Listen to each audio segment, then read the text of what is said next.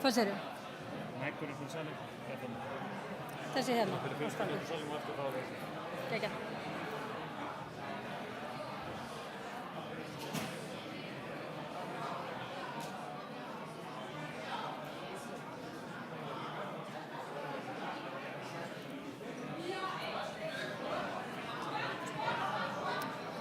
Bara í pallborðið. Það ekki tíma.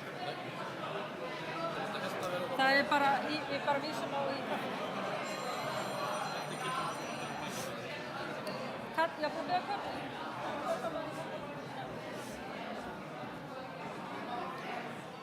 Jæja.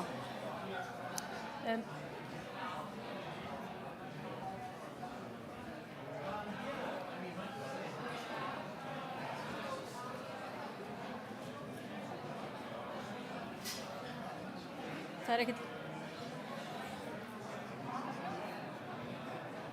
Það vantar. Nei, það nær mér bara ekki. En það heyrist ekkert í... Þú í talið það. Það heyrist ekkert... Þanga. Þetta ekki? Já, ok. Prófa það. Herri, jæja. Eigum við að fá okkur sæti og fara að hefja þessa góðu ráðstefnu okkar hér í dag. Fá alla hérna inn í salinn. Sæl og blessuð og góðan daginn. Arnur heiti ég og framkvæmdastjóri Markaðsstofu Norðurlands og ætla að stýra ráðstefnunni hér í dag. Við erum með fullan sal af fólki og útsendingu líka í gangi. Við erum með mikinn fjölda fyrirlesara og lítinn tíma, þannig að við ætlum að reyna að láta þetta ganga frekar hratt fyrir sig. En mér langar að byrja á því að bjóða ykkur öll velkomin og þakka ykkur kærlega fyrir að taka ykkur tíma til þess að vera með okkur hér í dag að ræða þetta mikilvægasta hagsmunamál okkar Norrlendinga, ekki bara ferðaþjónustunnar heldur íbúa líka, þetta stóra mál, beinaflugið Norðurland. Við ætlum að fá erindi frá bæði erlendum gestum og heimamönnum hérna í dag, en við höfum unnið að því markvisst frá árinu 2011 að fá inn beint flug Norðurland þegar flugklassin var stofnaður formulega. Markmiðið var alltaf að ná inn Bretlandsflugi 2 í viku og það hefur raungerst frá síðasta vetri. Og við erum auðvitað að vinna fleiri mörkuðum líka eins og Danmörku, Frakklandi, Þýskalandi og draumurinn auðvitað Bandaríkin einhvern tímann. EasyJet byrjaði að fljúga í fyrra og hefur gengið vel og verið stöðugur vöxtur í fluginu frá þeim að við fáum aðeins skilaboð frá EasyJet á eftir. Við erum auðvitað komin með góðan og vel uppbyggðan flugvöll sem við fáum að heyra líka og við ætlum að heyra líka af svona áhrifum flugsins og ferðaþjónustunnar á nærsamfélagið okkar. Við síðan eftir að heyra í fyrirlesurunum þá fáum við samtök ferðaþjónustunnar með okkur til þess að vera með pallborð fyrir verðandi þingmenn eða frambjóðendur til Alþingis þar sem við ætlum að spyrja þá spjörunum úr ferðaþjónustu tengd málefni og buðum, það eru auðvitað marg framboð í gangi núna þannig að við þurftum að velja úr og buðum 6 efstu flokkunum í samkvæmt könnunum núna að taka þátt. En fyrirhluti ráðstefnunnar á ensku og ég ætla þá að skipta aðeins yfir í enskuna. Dear guests, welcome to Akureyri and thank you for being with us here. Some of you have been with us working on the direct flight even from when we didn't start, I think. Some of you earlier than us, but some of you have recently started working with us. It will be really interesting for us to hear what you have to say here today. So thank you for taking the time to be here with us, and I hope you've enjoyed the beautiful snowy Christmas weather that we have offered you, and I'm not talking about the wind you had last week, some of you. But we're going to start by hearing from our Minister of Tourism, Lilja Dögg Alfreðsdóttir, and because she loves Icelandic more than anything, I'm going to switch back to Icelandic. And Lilja, gjörðu svo vel til að biðja þig að koma hérna upp og starta þessum degi fyrir okkur. Gjörðu svo vel.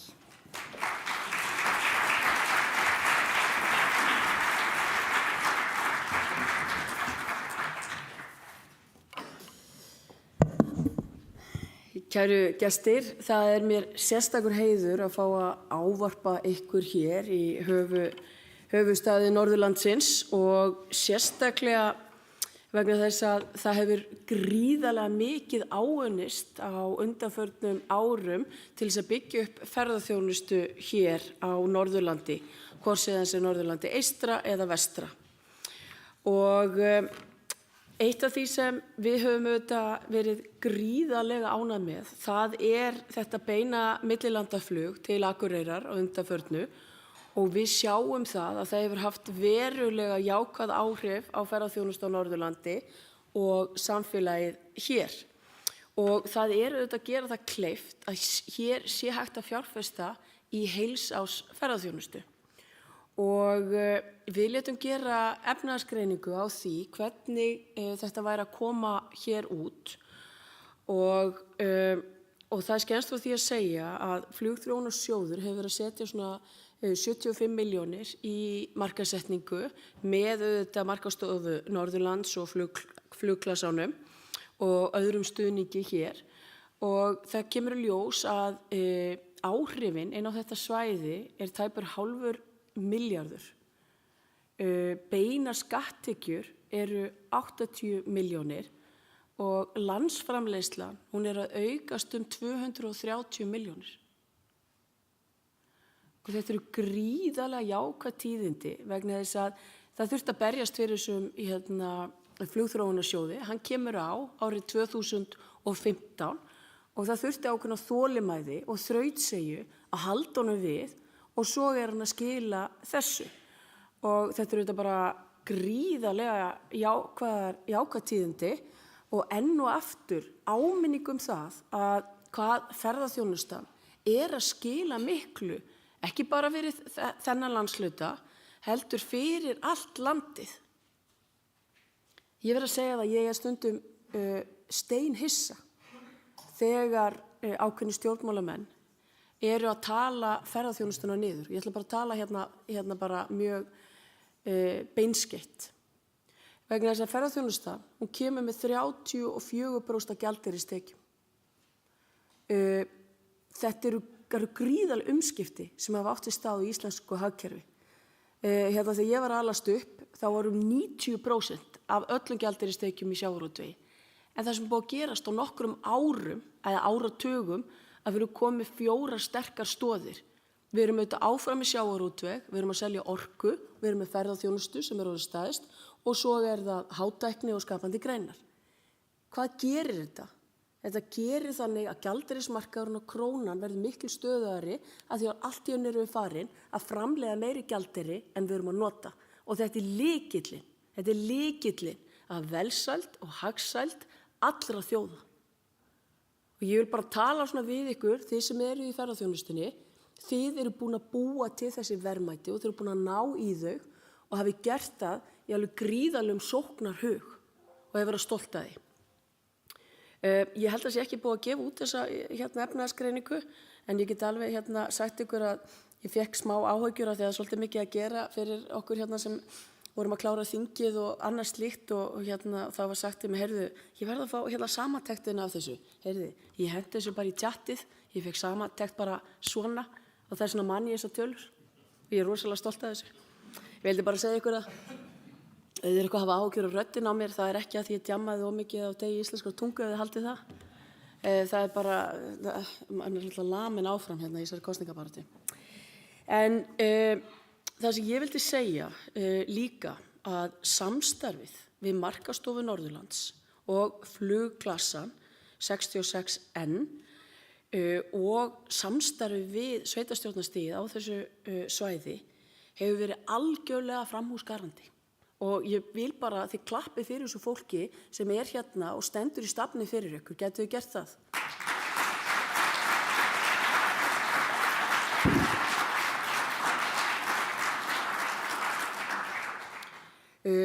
Og það auðvitað þannig eins og ég var að nefna varðandi Flugþróunarsjóðinn. Ég meina, sumir höfðu efasemdir að þetta gæti gengið og hann var bara að fara að safna talsverðum höfuðstól og allt í einu er þetta farið að skila og það skiptir svo miklu máli. Og ég vil líka nefna það að við Alþingi Íslendingar samþykktu þetta ferðamálastefnu núna á vordögum sem þetta framtíðarsýnin sem við höfum fyrir íslenska ferðaþjónustu Og þar auðvitað talað og lyft upp flugþróunarsjóði og við höfum sem sagt ákveðið það að styðja enn frekar við flugþróunarsjóðinn og hann hefur verið hækkaður 100 milljónir króna á ári sem skiptir rosalegu máli fyrir þetta landsvæði. Fjárveitingum flugþróunarsjóðs hefur verið ráðstafað til flugfélaga sem fljúga til Akureyrar og Egilsstaða og við erum auðvitað mjög stolt af því sem að gerast á Akureyri en við viljum auðvitað næst sjá beint flug inn á Egilsstaði af því að þá getum við fengið betri dreifingu á ferðaþjónustu. Mér finnst alltaf svo vandræðalegt dreifing að dreifa ferðamönnum, hvernig dreifir ferðamönnum, ég bara næ ekki alveg utanum þegar ég segi það. En auðvitað snýst þetta að það séu fleiri ferðamenn allt land til þess að minnka álagið á ákveðnum stöðum. Og framboðið á millilandaflugi Akureyrarflugvöll hefur aukist jáft og þétt eins og þið þekkið og flugfélagið EasyJet flýgur nú beint hingað bæði frá Manchester og London. Og þetta hefur skilað 40.000 gistinóttum á landinu ári og þessari aukningu á landsframleiðslu sem ég nefndi hér áðan.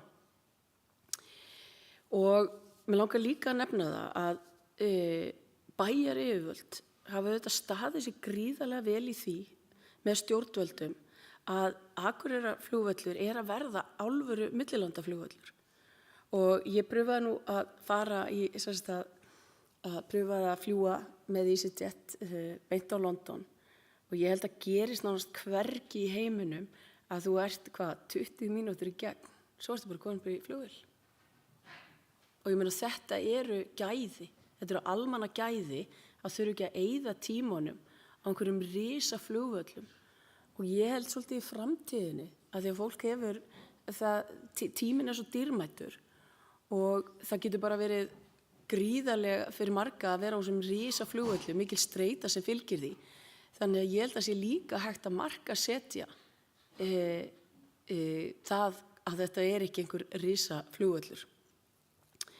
Ég vil líka nefna það að til þess að fylgja þessari þróun eftir á næstunni þá munum við fjármagna landamærakönnun hér á flugvellinum í gegnum Ísafi og Íslandsstofu og nánar tiltekið sú hugmynd að rannsóknarmiðstöð ferðamála framkvæmi rannsókn sem ætlað að varpa ljósi á ferðahegðun þeirra sem koma með beinu millilandaflugi til Akureyrar og niðurstöður rannsóknanna munu nýtast mjög vel í eftirfylgni með ferðamálastefnunni og aðgerðaráætluninni.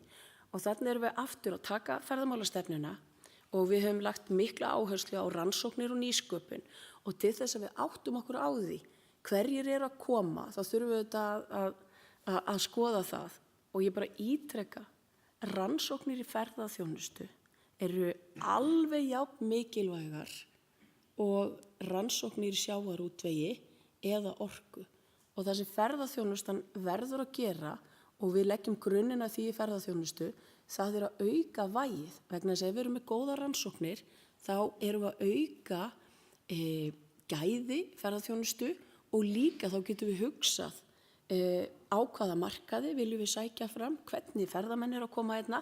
Þannig það gríðarlega mikilvægt að íslensk ferðaþjónusta sé í fremstu röð og hugi að þessu. Ég mjög ánægð að sjá hvernig ferðamálastefnan og þessi rannsóknar þáttur og mjög aðeins að bæta við. Eitt af því ferðaþjónustan eina atvinnugrein á Íslandi sem við erum búin að smíða utan þjóðarslíkan. Og þannig að við getum séð í þessu þjóðarslíkani vextir svolítið háir en þeir að lækka, hvað gerist ef við hækkum virðisaukann eða lækkum. Þannig að við getum tekið núna flestar breytur sem í landsframleiðslunni, hvort sem einkaneysla eða útflutningstekjur eða þetta, þá getum við séð hvaða áhrif það hefur á ferðaþjónustuna. Og ég hef alltaf verið svolítið hissa á því að aðrar atvinnugreinar hafa ekki tekið þetta upp vegna þess að þetta snýr að þessu samkeppnishæfni. Og það verður alltaf að varðveita samkeppnishæfni hverrar atvinnugreinar og þú gerir það með framsýni, stefnum, rannsóknum og að átta sig á því hvernig þetta kemur inn í þjóðhagslíkanið. Þið verður afsakaði, sko, ég elska þjóðhagslíkan. Ég vann í Seðlabankanum og hjá Alþjóðagjaldeyrissjóðnum í 15 ár og ég bara, mér finnst yndislegt að geta einhvern veginn tengt þetta saman og sérstaklega þegar við fáum að sjá svona árangur að þetta að stækka landsframleiðslu, auka gjaldeyristekjur sem þýðir meiri velsæld fyrir Ísland. Varðandi Austurland, þá þetta gríðarlega mikilvægt að halda áfram þar eins og ég nefndi áðan og við einhvern veginn bara sækjum þar áfram og eins og ég nefndi áðan, það frábært fólk sem að vinna að þessum markaðsmálum á báðum stöðum og vel nefna það að fjármagni Flugþróunarsjóðs hefur verið ráðstafað annars vegar til Íslandsstofu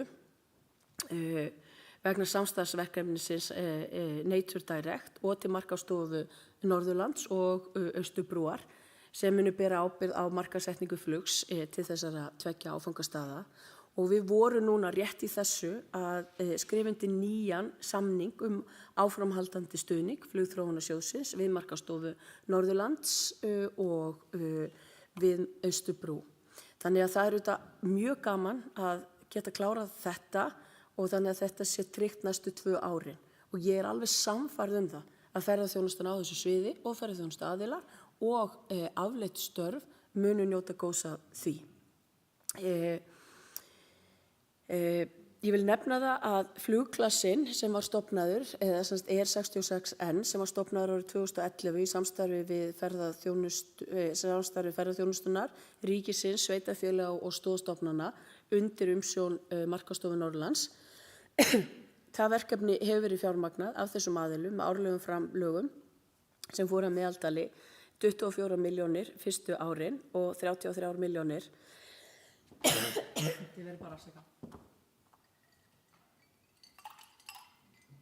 Svona maður bara keyrður út af frá svona flóknum, sko, þetta hræðilegt.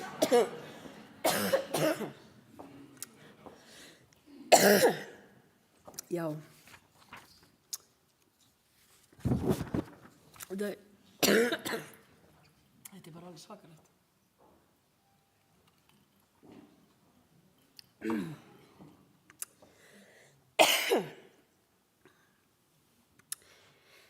Allavega, ég náði að klára að segja það sem skiptir mestu máli. Sko, ég ætla bara að segja núna að því að röddin næstu því alveg að fara. Það hefur verið frábært að vinna með ykkur. Ég vona að röddin jafnist eftir smá, en við erum búin að klára þessa samninga. Flugþróunarsjóður í höfn. Það aukning í flugi. Við erum að horfa á heilsárs atvinnugrein. Og ég segi bara áfram íslensk ferðaþjónusta fyrir að gera æðislega hluti og gangi okkur öllum vel. Takk fyrir.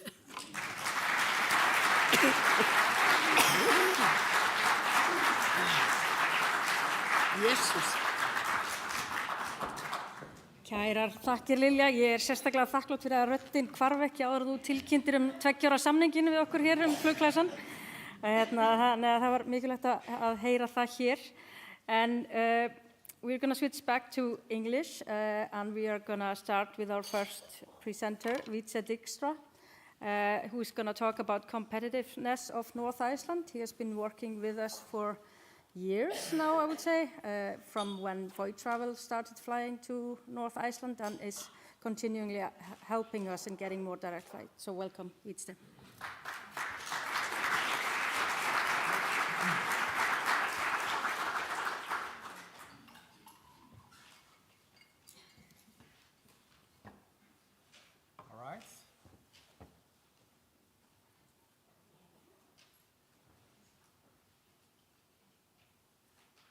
Yep.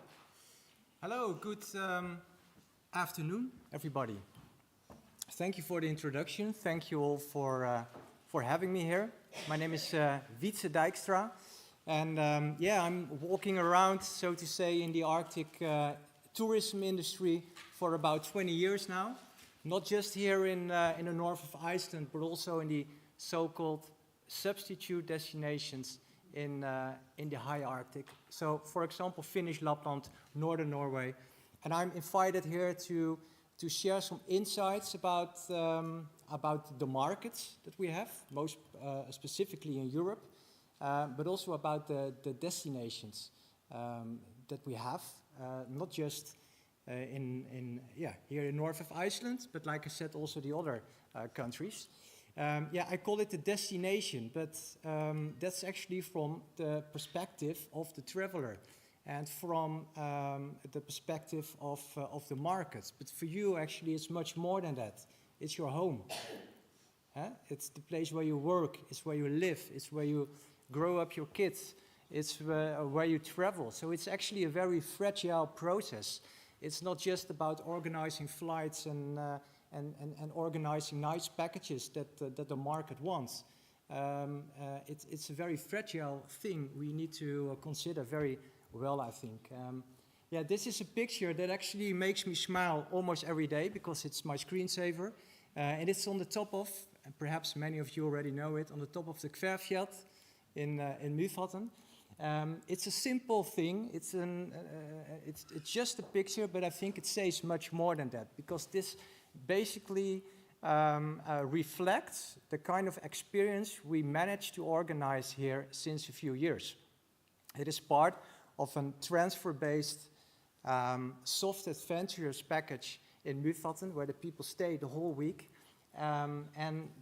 Each day there will be travelers with a local guide going up to the volcano and for a fantastic overview of the area, but most important also to get connected to the local people with a local guide. And some of you here know exactly what I'm talking about. And during the week, the travelers, they have fantastic experiences, doing hikes, doing super jeep tours, doing snowmobiling, etc. So they really land here.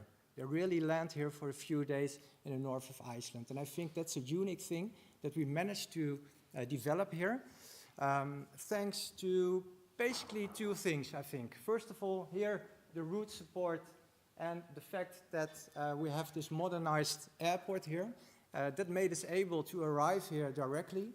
But secondly, and not less important, is the product development and the service development. And that's a great cluster of companies working together and setting an value, creating value together. And that's really something that I would like to stress out the upcoming few minutes, because I think I just have 10 minutes, about what is now the perceived value, what is the competitiveness of Iceland. And it's quite difficult, right? How do you measure the perceived value of this destination and compare it with other destinations? Well, I think there are a few insights, so let's check some data and some examples. First of all, to have an indication of the markets, I did an overview of the overnights, and I would like to say first that I unfortunately had to use figures of 2023 and 2022 because the 2024 figures are not available yet. And then I'm talking about the overnights. So this is an overview of the overnights in all accommodation establishments in Iceland and in North Iceland. So we see here that the USA is, it's not a surprise to you, the biggest market, but also the German markets is in the summertime very important, and the same as the French and a few other markets. But you also see that the proportion of overnights in the north of Iceland is not that high, and that could be because of several reasons. Maybe they have to continue their journey to catch the flight in Keflavik. Maybe it's because of the occupancy. Maybe there is not a good broader offer of activities. But anyway, let's say something. And here we see a different overview. And here we see that again, USA is the largest one, but the second one is the UK. So for the British market, the winter season is the most important one. And like I said, this is 22-23, so prior to the EasyJet flight. So when we are here together next year, perhaps we see a different data. But here you already saw a potential for the British market. Yeah, also given the fact that their duration of stay is shorter compared to, for example, the French or the German, whatever. So simply they were not able to get to the north. So they had to stay in the south, in the southwest. So they didn't say that much about the destination, but more about the accessibility. Now let's compare it with the other destinations in the north very quickly. This is winter. Sorry. I think it's not. There is a problem here with the PowerPoint. I'm sorry for that, but I know that this is for the British market. So again, the winter is the largest one. But we also for Iceland, but we also see that Finnish Lapland is an important destination, and I can tell you that Norway has also been increasing pretty much. And in the summertime, also the north of Scandinavia is popular. The same counts for the German market. Here you see that the German market is large in the summer, but it also there's a demand for a different kind of tourism in the winter season, because Finnish Lapland is quite important, and that's a different way of tourism, more based on one location with experiences included. This is the French market. You see here the same. The Finnish Lapland is the largest one, larger in the winter than Iceland. So they also like to stay longer on one location, having activities included. So that also says there's a lot of potential for the north of Iceland, and the same actually accounts for the Dutch market. So we're just talking about the overnights as an indicator of how large the markets are. But now let's go more into the competitiveness and the perceived value. And I think that's more or less based on a kind of trade-off between the cost, what are the costs and benefits of traveling. Yeah, the cost of simply the price of a room or the price of a ticket, the time of the duration of traveling, and what are the benefits of it. Well, the accessibility is one of the factors, predominant factors that basically influences the cost of traveling. Can you go directly or can you go indirectly? And I just made this example of Finnish Lapland. In the north, above the Arctic Circle, we have 4 international airports: Kuusamo, Rovaniemi, Kittilä, Ivalo. And thanks to that, this region is able to distribute the tourists to all parts of this area. That's geographically wise almost the same size as Iceland. And thanks to that, you create competition, you create innovative products, you create strong identities within one area among the regions. And I think that's also part of the big success they had over there. One of the other factors of the cost is simply the room prices. Well, I did a rough comparison of the prices of winter 23-24 and winter 24-25. Well, what we can conclude here is that the north of Iceland is about 15% lower priced than Finnish Lapland. So we could say quite competitive. Compared to northern Norway, it's kind of the same. But here we see a different picture. Plus 100% when you go to Finnish Lapland. Well, okay, that's not a very honest or fair comparison, because summer is very low season in Finnish Lapland. So I think the most important comparison is here with northern Norway. It's about 80% higher to stay in Iceland compared to northern Norway. So we could say you get like 3 weeks, 3.5 weeks Norway for, turn it around. For 2 weeks Iceland, you get like 3.5 weeks Norway. But let's now talk about the benefits. Why should we go there? Is it for, why did you decide to choose for a destination? Is it for learning? Is it for relaxation? Is it for getting in touch with locals, etc.? There are numerous reasons why to travel. But it should be clear for the travelers. why to travel, why to go to a certain destinations. And yeah, due to the aging population that we have, the majority of the population will be 50, 60 plus within a few years, at least 50 plus.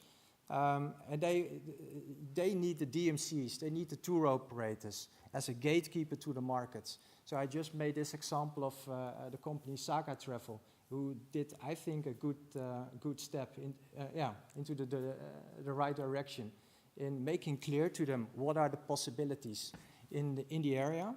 But maybe there's also a task for the single suppliers, like hotels, offering or at least promoting activities in the area, promoting the services of your neighbor. So also the travelers who come here seat only and travel by themselves, they know is there a reason to stay there longer? And that might help Iceland to increase the duration of stay, not just in the winter, but I think very important also in the summertime.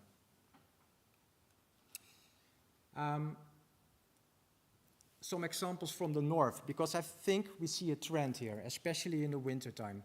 And that also stimulates the sales for these destinations. And that is more a kind of activity resort-based of tourism. So people staying on one location and having from that location the activities and experiences included. And this is just an example of a hotel in Tromsø, very popular destination, as you know, in the Arctic. And this hotel is, besides the rooms, also offering and promoting the activities. So you are helping the customers and stimulating them to stay longer. This is an example from Finnish Lapland of this kind of activity resort called Nelim. 3 nights, 4 nights, 6 nights, like a package with several activities included.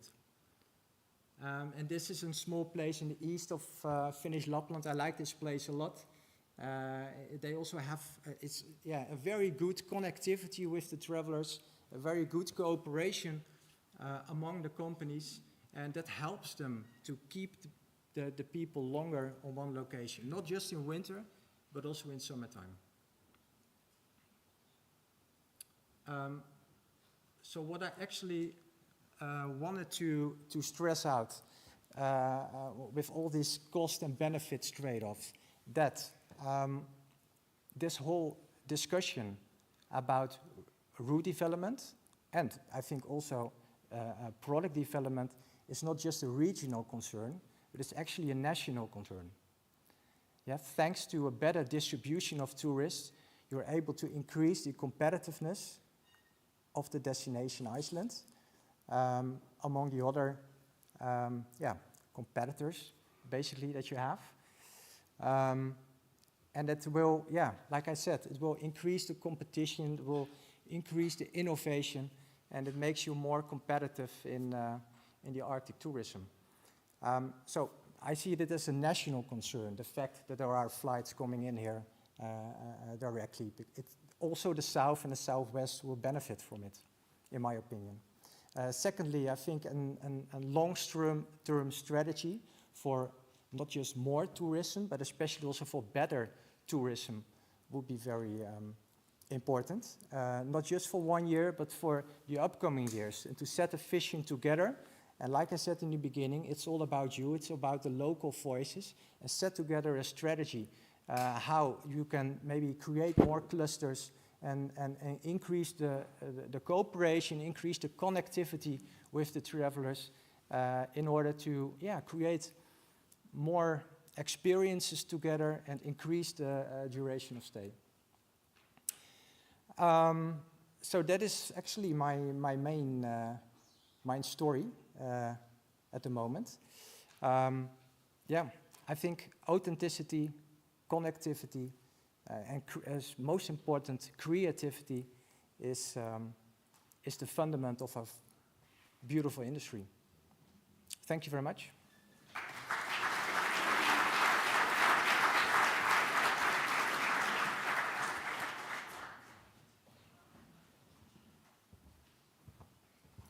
Thank you, Wietse. good 3 words that we will keep in mind on developing further. We're going to hear now a short message from a local on what the benefits of direct flights are. See if everything works out. Yes.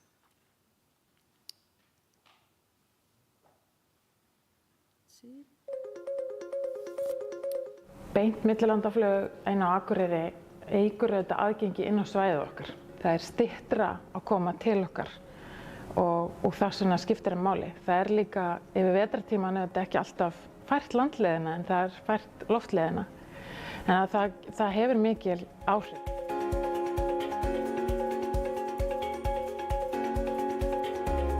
Við undirbúum okkur þannig til dæmis með því að leggja áherslu á að hafa opið yfir allan veturinn, hafa opið alla daga og það sé þá aðgengið sé auðvelt. Við höfum þetta líka bara sett aukna áherslu á markaðsstarf í nágrenni flugvallarins, þar sé að vera með markaðsefni okkar þar, þannig að fólki sem vissi ekki á okkur þegar það kom, veit á okkur þegar það komið.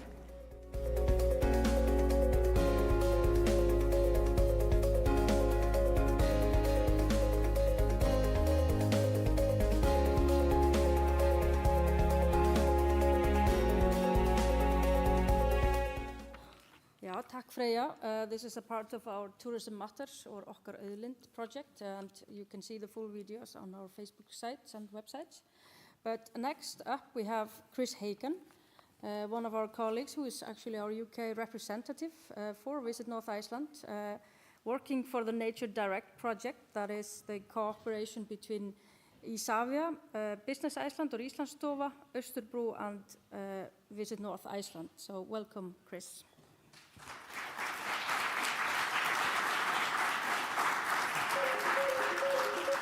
Oh. Yes, that's me. Good afternoon, everybody. It's lovely to be back with a different title for a different organisation and company. Many of you will remember I was part of Superbreak when we had the direct flights coming up here. Then after that, I was with NICER for an amount of time, and then I can't keep away, so I'm back again. My job, my role predominantly is representing North Iceland within the UK market, mainly with the travel trade. We already have very good contacts with PR agencies, etc., but it's very much on the road, out and about to support the trade. Some of the things, let's see, there we go. So on the ground support to the travel trade, both tour operators and travel agents, providing training and agent visits, providing market analysis and trends, keeping the guys up here informed of what's happening in market, supporting service providers here in North Iceland. Many people here have already been in touch with me to let me know about the services that you offer, so I can forward that on and connect you directly with tour operators, but I'm doing that a lot. Identifying new opportunities and then looking at events and fan trips. I'm also going to go in a little bit today about some of the key trends and their top-level, high-level trends that are happening within the UK market. That will be followed up by my colleagues who will go into specifics in their different niches and specialty areas. One of the events, just to give you an idea of what we have been doing, we hosted a group of 40 people in conjunction with Visit Iceland in Manchester. It isn't like that in Manchester. It was at an indoor ski slope, so don't worry if anybody's thinking about going on the flight. It's not going to be the same as you see there. But we were able to present the country, the region, very, very well, and also give everybody some time to experience the Arctic North. It was a fantastic success.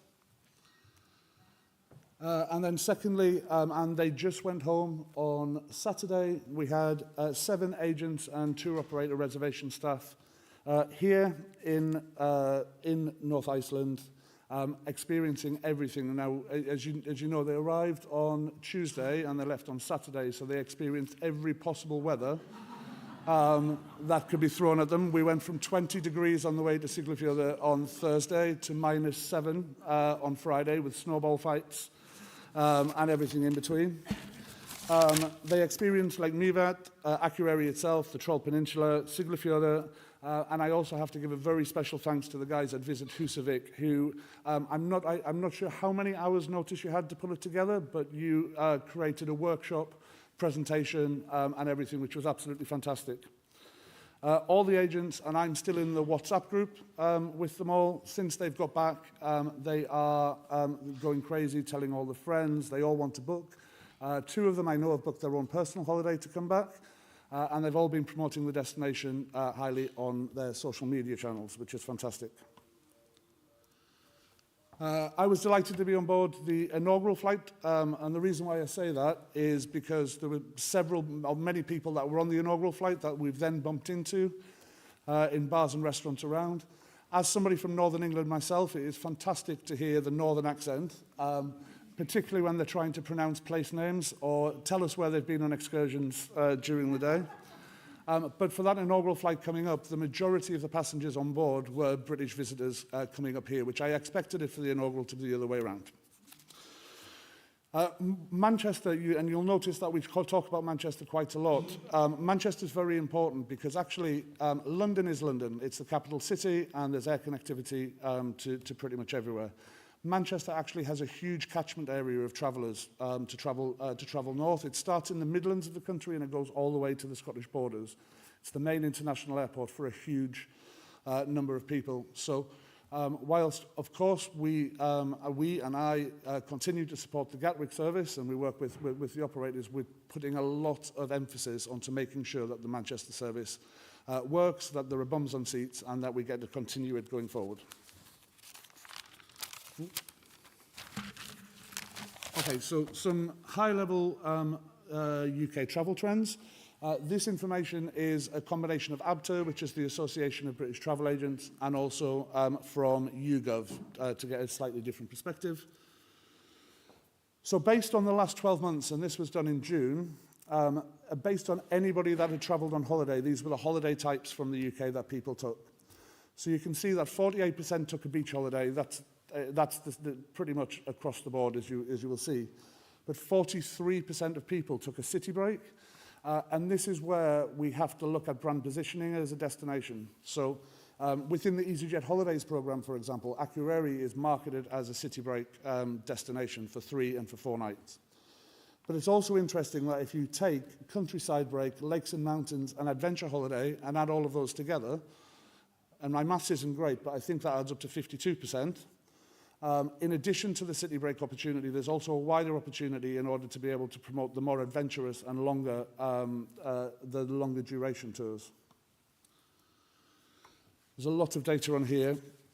But this one, the top table, shows the percentage of people taking an overseas holiday from the UK.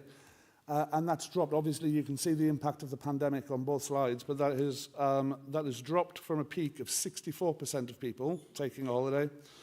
Now it's at 53%. The good news is that's rising. And what the bottom slide shows is that despite the number of people taking a holiday has dropped, the number of holidays that people are taking per year has bounced back. Now it's up to 1.7 holidays per person. And again, that reinforces the value of marketing this as a short break, city break destination overall.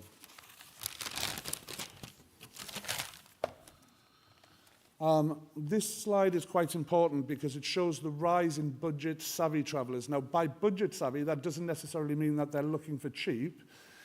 It's just showing that actually the budget is something which is really important, that people aren't necessarily being as frivolous with holidays. They're deciding we have this much per year to spend and we're not going to go over it, which is now at about 48%.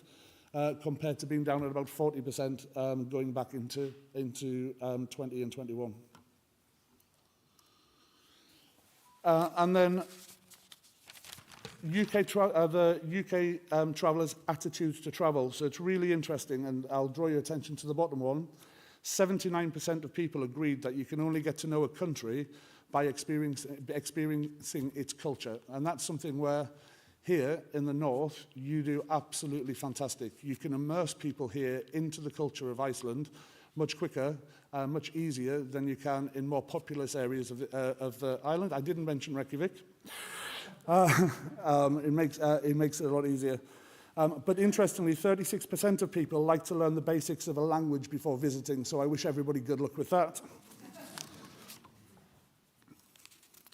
But then talking about the UK specifically, so these photos were taken in Hartlepool, which is on the north coast of England, back in the spring. Now, they were taken by me on my mobile phone. I'm not a photographer, but you'll actually see, it gives you an idea that we saw some amazing Northern Lights in the UK. The Northern Lights are a bucket list item, and for lots of people, that bucket list, unfortunately, has now been ticked. We know that you see them here very differently, everything, but a key reason, motivator for travel to Iceland, has always, for the UK market, has always been the Northern Lights. So perhaps, and it's just something for us to think about, we need to reconsider what we're pushing out as the main reason to travel. I'm not doing anything for Hartlepool tourism by doing that either. Also a challenge is Google search. So this is just from Google Trends. It shows from the UK over that period the number of people that were simply searching Iceland.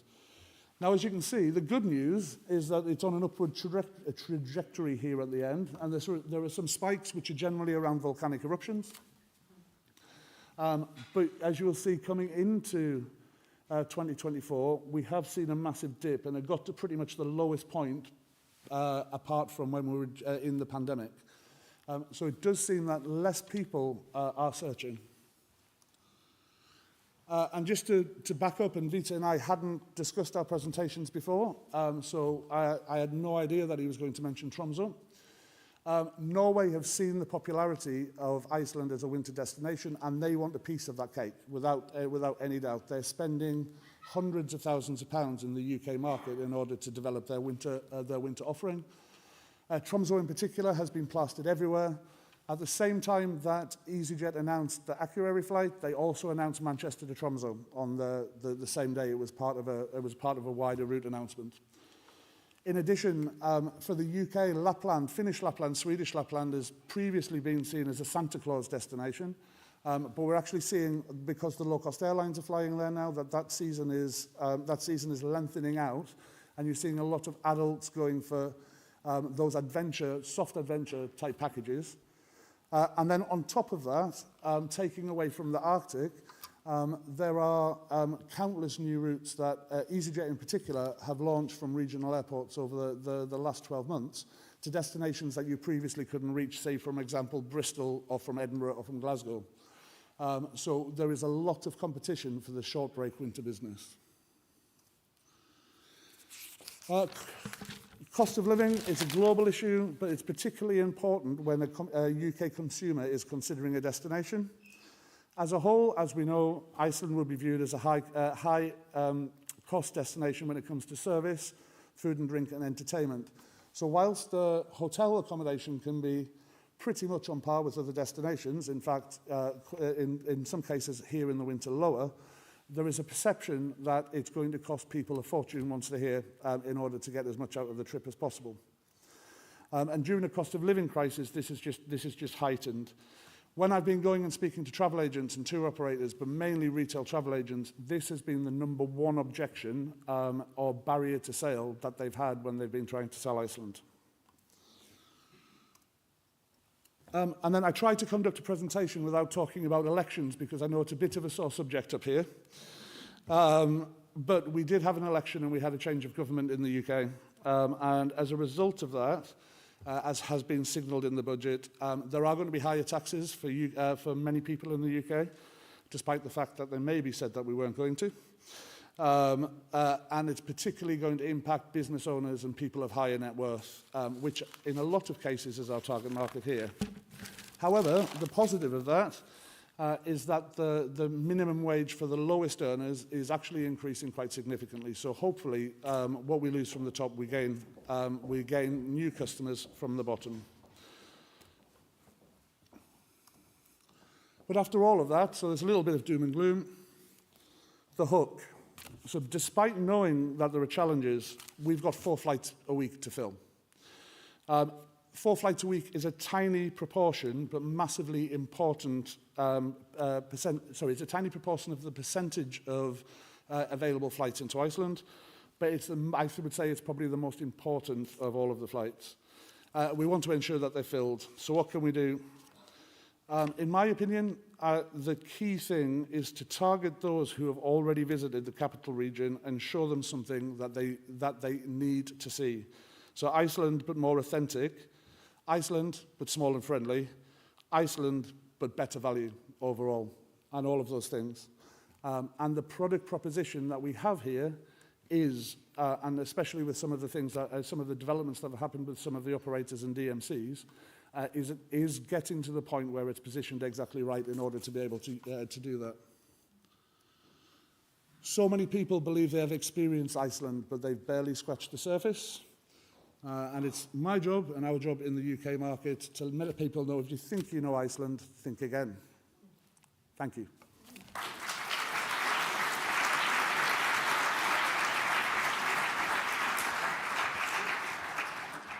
Thank you, Chris, for the inspiration, but not so much thank you for stealing the Northern Lights from us. I always thought it was Norway that had taken them, but now I see it's England. Yeah, that's difficult. But it was really inspirational. It gives us a lot to think about. Now we're going to hear a message from EasyJet. They were not able to come here and talk themselves. But Ali Gavert, who is the UK country manager for Iceland, is sending us a message. Firstly, I'm really sorry I can't attend today in person, but I'm delighted to be able to address you remotely, and I hope the conference is going really well for all of you. I've been kindly asked to say a few words about our new routes to the stunning Akureyri part of North Iceland, a destination which offers our customers so much to see and to do. We're now into our second year of operating to and from Akureyri, having launched our flights from London Gatwick last year, and of just last week, we started our second service from Manchester, with a twice-weekly departure going every Tuesday and Saturday from Manchester. We've also got some good news too to share, that we'll be extending this season for our Gatwick flights to Akureyri. They'll now be flying into April, with flights on Mondays and Thursdays. And we also plan to start next winter, winter 25, even earlier in October now, rather than what was originally planned as a November start. So we're really pleased to announce this growth, expanding the route availability and providing our customers with more choice and flexibility for their trips, to meet what we see as a growing demand that we're now seeing for North Iceland. In general, we've seen increasing demand since last year on our Gatwick route, and with the addition of our Manchester connection for our customers throughout the northwest of England, we can now reach a much wider audience. We're obviously continuing to monitor how demand for these new flights grows, but really confident that it will be a success from what we've seen in the early days of the flights operating. We see demand for Iceland flying from the UK market is generally stronger in winter than it is from summer, hence why we're focusing on winter flying. Since we started our flights to Akureyri, we've carried already over 12,000 passengers. For us, our customers who experience the capital of Northern Iceland, as it's nicknamed, have given similar feedback. They love the uniqueness of the destination. It's a fantastic setting, obviously, to see the Northern Lights, but also the rich cultural scene it offers is a real attraction. This part of Iceland caters for all, with plenty of enticing bars, restaurants, galleries and museums, the great outdoor experiences for both nature lovers and those seeking outdoor adventure. It really appeals to such a wide-ranging passenger segment. The final point I want to make is around the impact of opening up smaller regions such as this to tourism and the economic benefits that this brings, which plays such a critical part in economic growth. Akureyri is a fantastic example of that. We couldn't have done this without the support of the region, people such as Visit North Iceland, Isavia, the airport operator, and all of the wider stakeholders who are involved. Each and every one of them has played a critical part in opening up this region for our international flights, and we look forward to working closely with them in the future. And by continuing all of these joint efforts, we're delighted to be raising the awareness of Akureyri in the north of Iceland, to continue to position it as a contender for those who may not have considered it before as a great destination to visit.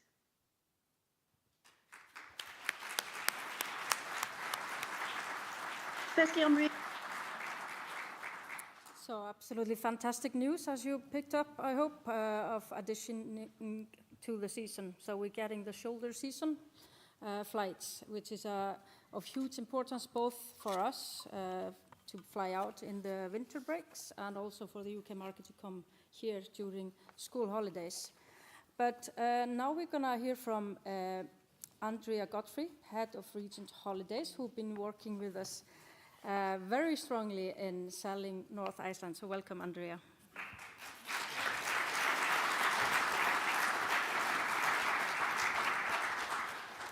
Great. Yeah, my name is Andrea Godfrey. I'm head of region, and I've been asked to speak to you here about 4 subjects, a little bit about region. I'm going to share with you a special anniversary we've got coming up. I'm also going to talk about how Iceland's performing for us today, and also then a little bit about UK and North Iceland. Now, I've been told I've only got 10 minutes. When I went through this, it was 20, so I'm going to speak really quickly. I've cut some chunks out, so if you find my talk boring, it's only because I've cut out the more interesting bits. So come and see me afterwards and I'll fill you in on those. But basically, yeah, we're based in Bristol. We're a small tour operator still. We were founded, though, back in Isle of Wight in 1970. It's not going to be a history lesson, but still. Our first destination was Albania, which at that time was a country that was very ideologically isolated, very closed off, difficult to get to. But this really set ourselves apart from other tour operators in the UK around at that time. We offered experiences in quite unique, sort of hard to access places. So after Albania, we expanded into, I think, Cuba, we had China, Eastern Europe, etc. And in 1975, we opened our Bristol office, and we expanded into destinations such as the former Soviet Union, North Korea, and unique locations. So we became quite the specialist in axes of evil destinations, I'd like to say. And then that was the year we also launched Iceland, not an axis of evil destination. But Regent, we've been so much more about just travel. We've it's all been about adventure, discovery, and really pushing the boundaries. We were the first UK tour operator into Kosovo. I've mentioned North Korea and also Moldova, so kind of destinations like that. But fast forward a little bit, I've kind of, after my own stints of living and working in Russia and Ukraine, in 1999, I was offered the top job at Regent. Of course, I was 5 at the time. But there I've been sort of ever since, really, in charge of Regent in one way or another. So we're founded on the Isle of Wight. We moved our operations to Iceland into our Bristol office, and we've kind of obviously just gone strength to strength. We're still in Bristol. We've got a team of 27 now, so that's the largest that we've ever been. And I think sometimes our approach sometimes is described as a little bit old school, but we like to think it's still as distinctive and adventurous as we've ever been. So I'm just going to briefly, and I think this is how I've not seen it side, yeah, briefly talk about our product opening. Yes, we still produce brochures. We are that brand, but these are really important. So travel agents is a really, really vital distribution channel for us at Regent, and they really appreciate these brochures. This is our winter version. And again, it's really well received and it's very inspirational. It's got like a very sort of magazine feel to it, full of quotes from our sales staff, really trying to get across our expertise in the destinations that we feature. And of course, new for this year, we've got our North Iceland Winter Fly Drive in there as well. We also have got this mammoth beast, the big Regent collection. We are putting this into a 2-year life. Yeah, it's a 2-year shelf life, just in the bid to kind of save some trees here at Regent. But yeah, that's really well received, and that's got all of our summer holidays for Iceland, but also it does contain all of our stands. We do Borneo, yeah, the rest of the destinations that we cover at Regent. We do know digital is king at Regent, and I could stand here boring you about our PPC strategy and SEO, but we also have these little mini mailers that we send out. Iceland's featured greatly in these, and these are really, we find these really work really well for the type of client that we have. A lot of clients in sort of The UK like a tangible brochure. They like to have something in their hand, and we find the ROI on these is really good. So we do produce these sporadically throughout the year. And the final thing I'm just going to say about Region is that we are part of ITC, an Inspiring Travel Group, so we've got lots of other brands within our group. And luckily for us at Regent these days, lots of clients with a lot of revenue. So we're seeing that trickle down to Regent now after a couple of years. So we're seeing a lot of high-end bookings to the Nordics and sort of some of our destinations further afield. And like I said, ITC are there celebrating 50 years of operation, but we're also celebrating 50 years of operation because next year we're celebrating 50 years of selling Iceland.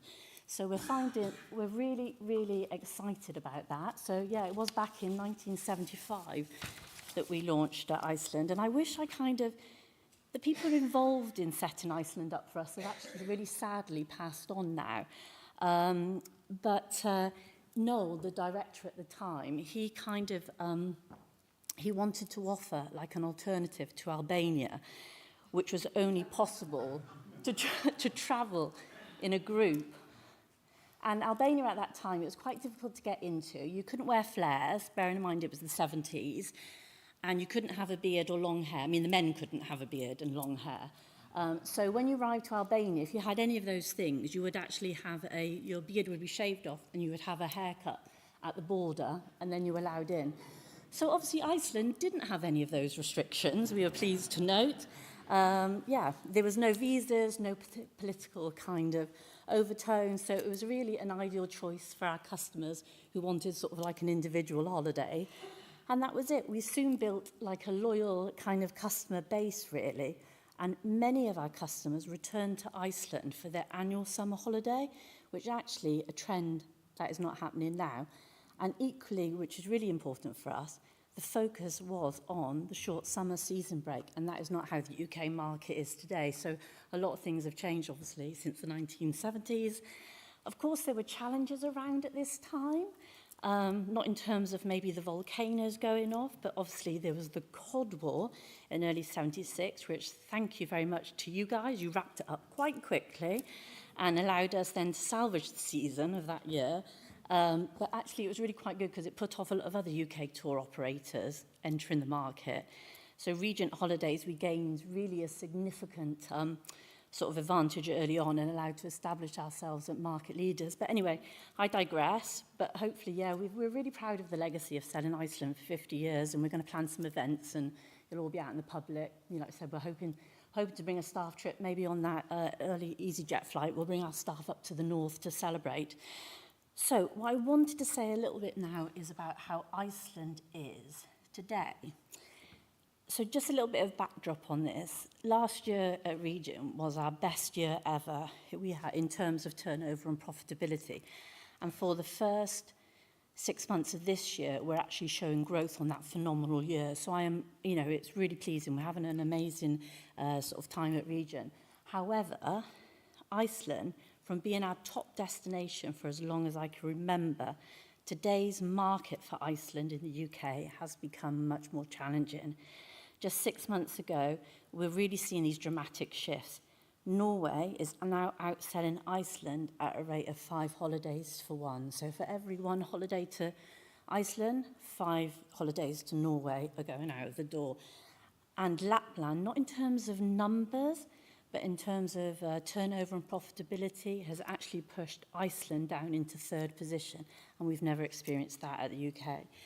I've spoken to other tour operators in Great Britain, and this trend is definitely industry-wide. Everyone's reporting a decline in Iceland, while Norway's popularity is surging. Iceland Air, our accounts manager, confirmed to me that the tour operators that just sell Iceland Air as a standalone destination are seeing, you know, this big dip. But, however, tour operators that are offering Iceland en route to America and Canada, they are rising, which maybe explains why your visitor figures from the UK looks quite stable. So I feel that Iceland Air's stopover campaign obviously has been really successful and effective, but maybe it's just encouraging travellers to spend a few days in Iceland. So it might be interesting to see if sort of number of visitor nights kind of support that theory of mine, actually. So for us at Region, I would say the opportunity for repeat visitors, I think Chris mentioned it, I feel is one that we haven't really tapped into yet. Right now, only 4% of our clients are returning to Iceland after their first visit. And I would say that's not because we're doing such a bad job on their first trip. We have got really good reviews. But I just think for such a unique, varied destination that Iceland is, that's really much lower than it should be.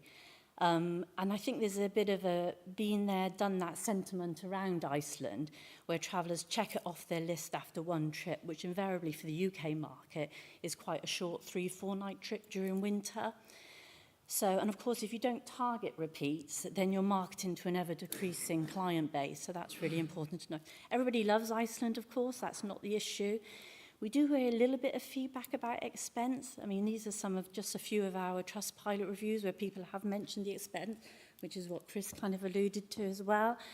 But this is good news. God, I sound a bit doom and gloom up here, but good news. This is where we feel the direct flights to North Iceland could really make a difference and help position North Iceland as an exciting new experience for those who have already visited Iceland.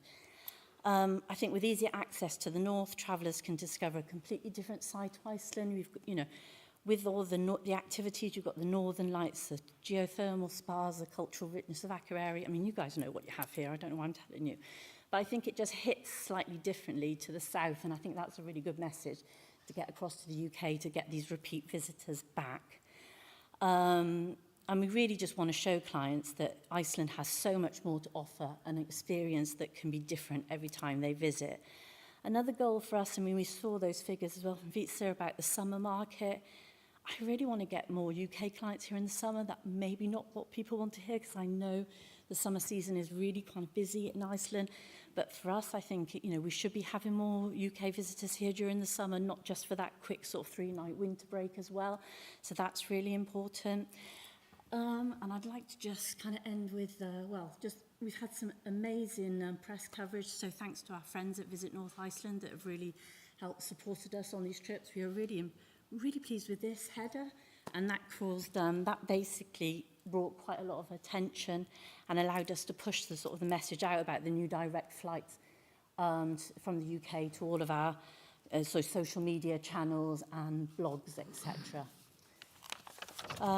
So our collaboration, like I mentioned, with Visit North Iceland really has been invaluable for us reaching new audiences, and we're really excited to continue pushing sort of the North Iceland as the next must-see destination, especially now obviously these winter flights with Manchester and Gatwick is making it even more accessible. Our marketing team did a little, Our marketing team did a little research in as well, and I've got a whole load of figures here, which I'm definitely not going to bore you with. But the average search volume for Akureyri has increased by 29% from 23 to 24. So that highlights a significant uptick in interest. But what people are searching about, there's definitely an increase in people actually putting Akureyri Iceland in Iceland Akureyri. So I feel that this indicates there is definitely an initial destination awareness. Also, there's a focus on the weather. So there's a strong interest in people wanting to know about the weather conditions. I mean, we all know British people are a little bit obsessed about the weather, but that's showing that, you know, people are definitely linking it to maybe seasonal travel planning as well. And then the final one is we can see that Akureyri hotels is another popular search. So this obviously reflects a clear interest in people finding hotels and lodgings. So we feel that these insights indicate that people in the UK are already both curious about and actively planning trips to Akureyri, focusing on practical information that's going to help them with their trips, etc. And my final slide, you'll be pleased to know, is just a little bit about UK and North Iceland. And obviously, Iceland offers such a distinctive, you know, experience, I think, compared to more commonly visited sort of southern parts of the country. And I feel that the sites, obviously, in the winter are less visited, and it really gives customers a more intimate kind of connection experience with the nature here in North Iceland. We also mentioned authenticity, etc. And I think our goal at Region is really to position North Iceland as a unique alternative to Southern Iceland and especially for clients wanting something different on their repeat trips. Year-round tourism, that's great. We all know how tourism peaks here in the summer, so obviously by having holidays to North Iceland, highlighting all the seasonal attractions that you can do here, not just the Northern Lights, the rest of it, all the geothermal spas, the cultural richness of Akureyri and Siglufjordur, etc., that we can really support like a more balanced sort of flow of visitors throughout the year, which obviously benefits local businesses, and that's a more sustainable tourism model. And excitingly for us, this has allowed us to expand our product offering to Iceland as well. We've put 3 new holidays on for North Iceland, so that's really good news that we can diversify our product offering. I think we've got plans for a 4th based on, we've talked about a little bit about adventure activity as well. Great direct air travel can align well with sustainable tourism efforts, so maybe we reduce the need for an additional land transportation up, and obviously maybe less internal flights, so that's all helpful too. And then I really feel that North Iceland aligns perfectly with the needs of like the eco-conscious and adventure traveller in the UK, and that's definitely a growing demographic for us. So UK travellers are looking for a more sustainable travel option, and North Iceland, with its emphasis on responsible travel and preservation of natural sites, really fits well with these customers. And additionally, it's definitely the adventure. This is a perfect playground for adventure seekers. You've got the hiking, you've got the glacier, the Jeep adventures, obviously snowmobiling, etc. So I really feel that this is an opportunity to steal some of that business away from Norway and Lapland.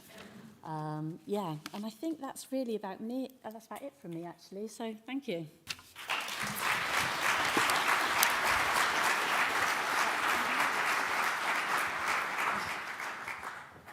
Thank you, Andrea. It's really interesting to see the development of marketing of North Iceland.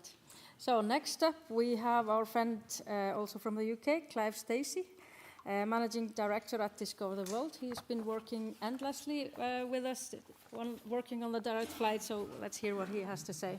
Thanks. Yep. Thanks. So 10 minutes, 15 minutes maybe? Okay.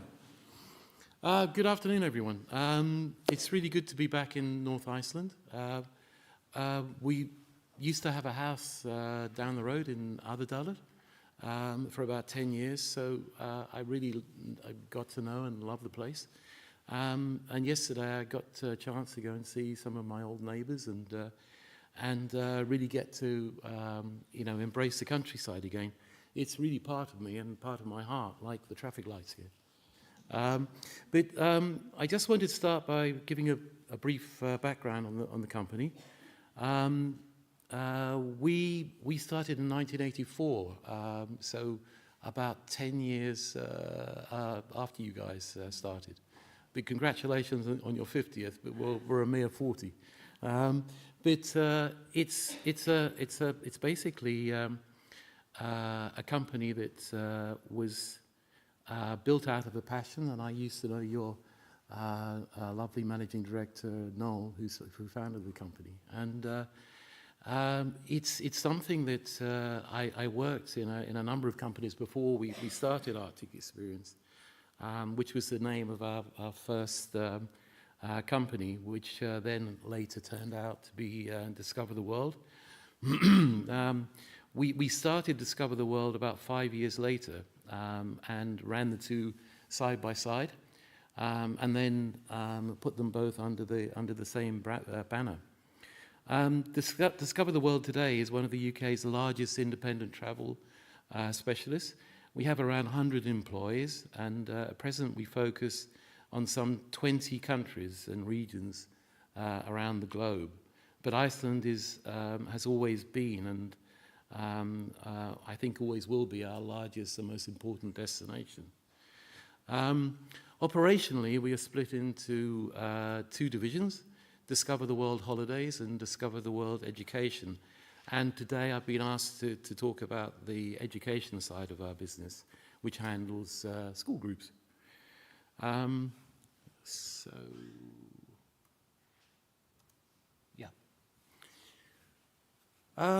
So for schools, we offer specialist tailor-made geography trips to Italy, Norway, the Azores, Costa Rica, and of course Iceland.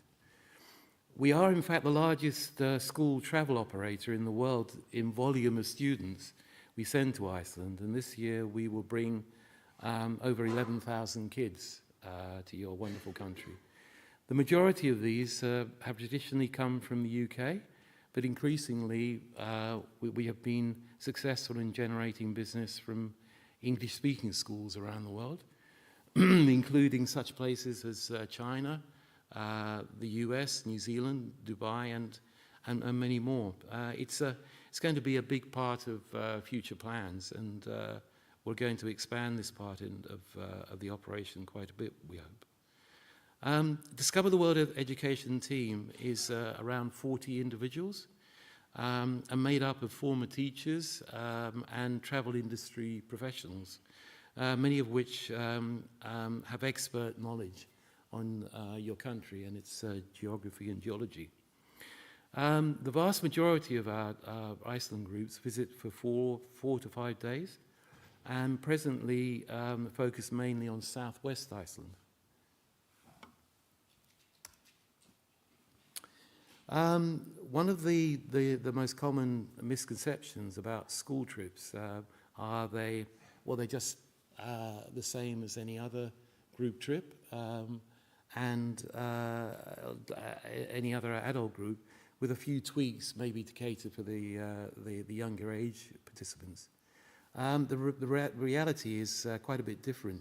For example, there are a number of stakeholders such as parents, school leaders, teachers and students, each with distinct priorities.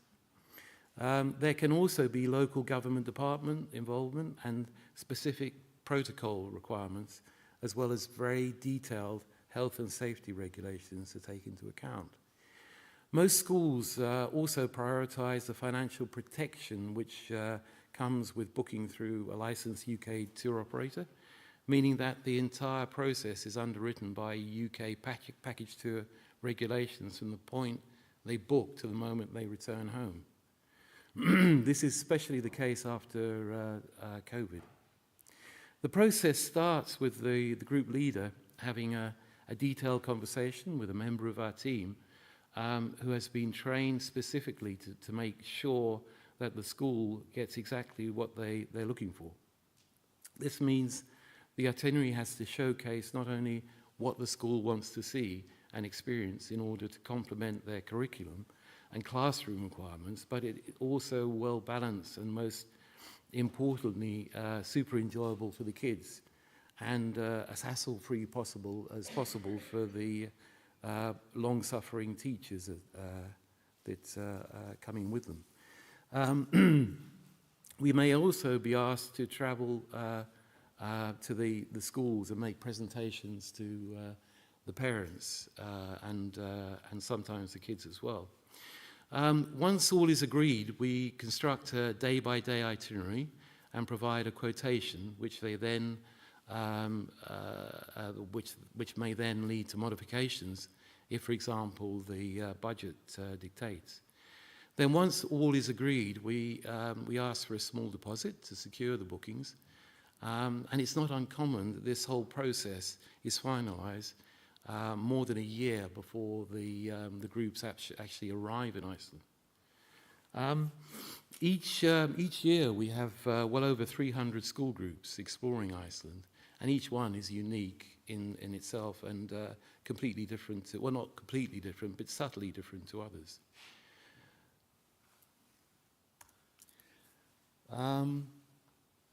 Yeah, the school market is largely a budget product, but although it is not immune to the rising costs of traveling in Iceland, parents tend to prioritize their kids' school trips ahead of say, family holidays.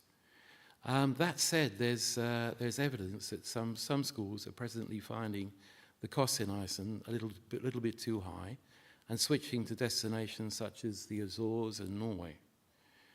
Another problem is selling trips to Iceland is the misinformation around volcanic activity. And that's something that we are trying to counter. With school groups, it doesn't really come into it because obviously the geography teachers understand that this is all part of the Iceland scene, and it doesn't have to be particularly dangerous as long as you follow the protocol. Most groups tend to travel during the quieter periods of the year, namely mid to late February, either side of Easter, and mid to late October.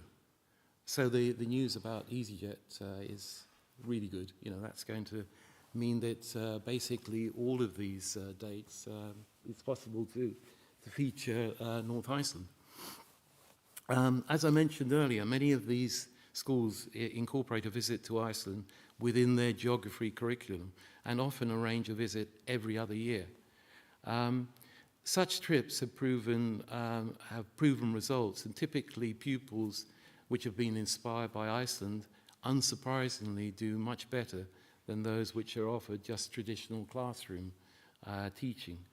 And the word's getting around. So there's nowhere as unique as Iceland when schools are trying to illustrate the breadth of geology and geography.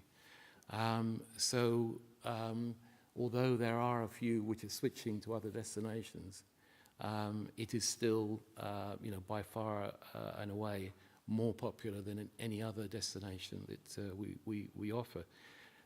We are seeing a drop in our general holiday trips to Iceland. School trips to Iceland are increasing something like 25% a year. So we're actually taking more people to Iceland now than we have been for a long time. More than 80% of our school groups are repeat bookers or are recommended to contact us by teachers who have travelled with us previously. We feel that there is definitely an appetite amongst group leaders to try and visit the north of Iceland. And if we can get the dynamics right, this type of tourism could be extremely popular with our schools. Certainly a visit here offers many of the attractions which schools are looking for without the crowding that they find in southwest Iceland. So we now have scheduled flights offered by EasyJet, extended periods. That's great. And from two gateways. But we also need to have a little bit more information about the schedules at least a year ahead, so that they can dovetail in with what we're doing with the rest of the ground arrangements. The capacity is a little bit limited. We're talking about a typical school group being about 40 people. So it's a hope that during those peak 6 weeks or so when school groups come, the airline might be inclined to offer more departures and more flights.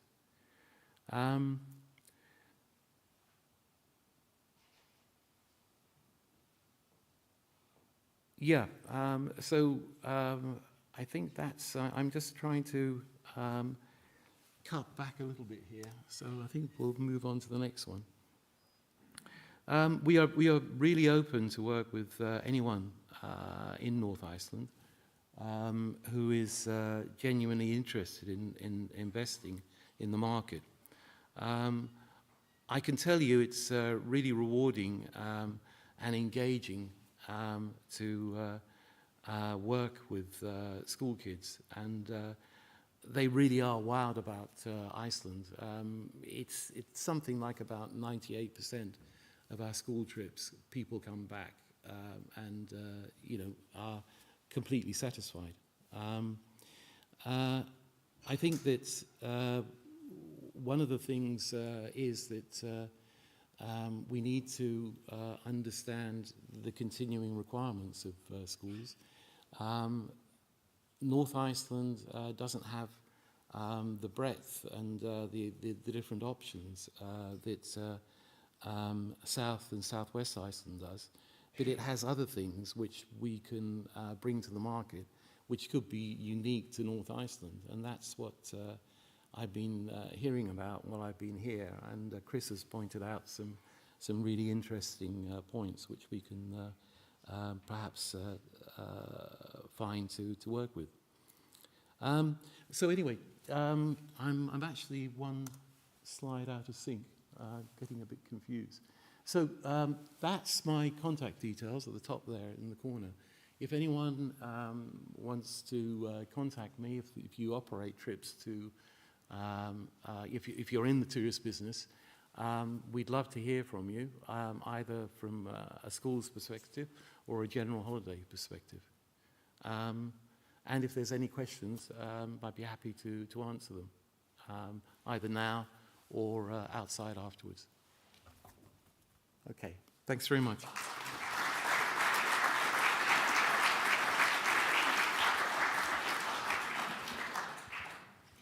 Thank you, Clive. And it's actually a good opportunity now, as we are standing up for a short coffee break. Then you can talk to our visitors a little bit more, since we do not have time for questions directly to them here now.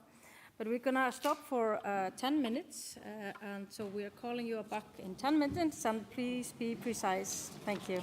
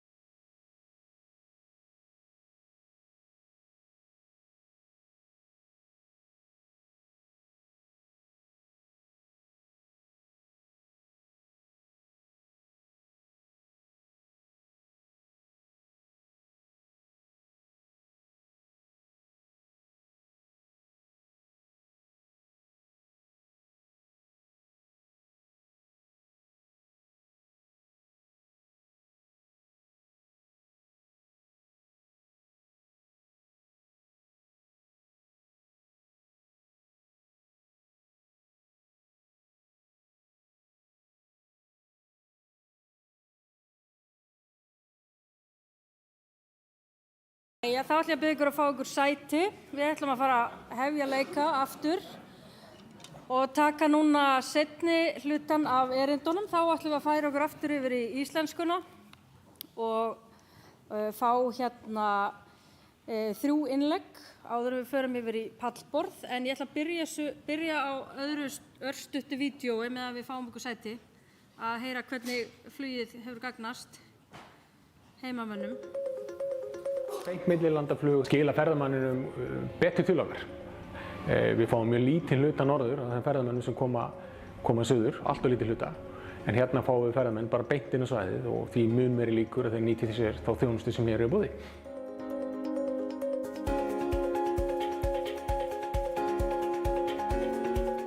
Áhrifin eru náttúrulega bara fyrst og fremst að við erum að sjá fleiri ferðamenn utan tímabils og við verðum náttúrulega mest vör við það þegar kannski rólegast að gera að þá skipta þessi ferðamenn alveg gríðarlega miklu máli. Allt sem er svona umfram á þeim kannski tíma sem er minna að gera vanlega, það er gríðarlega mikið verðmæti í því.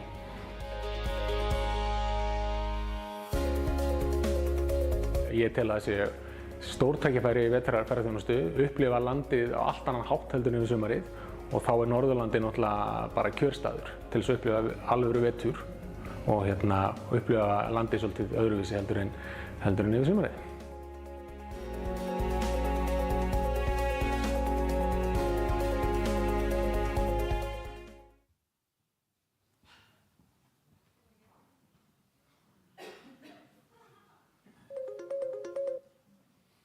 Jæja, það er fróðlegt að heyra þetta, en þá ætlum ég að biðja hana Ásthildi Sturludóttur, bæjarstjóra Akureyrarbæjar, að koma hér upp til okkar. Gjörðu svo vel.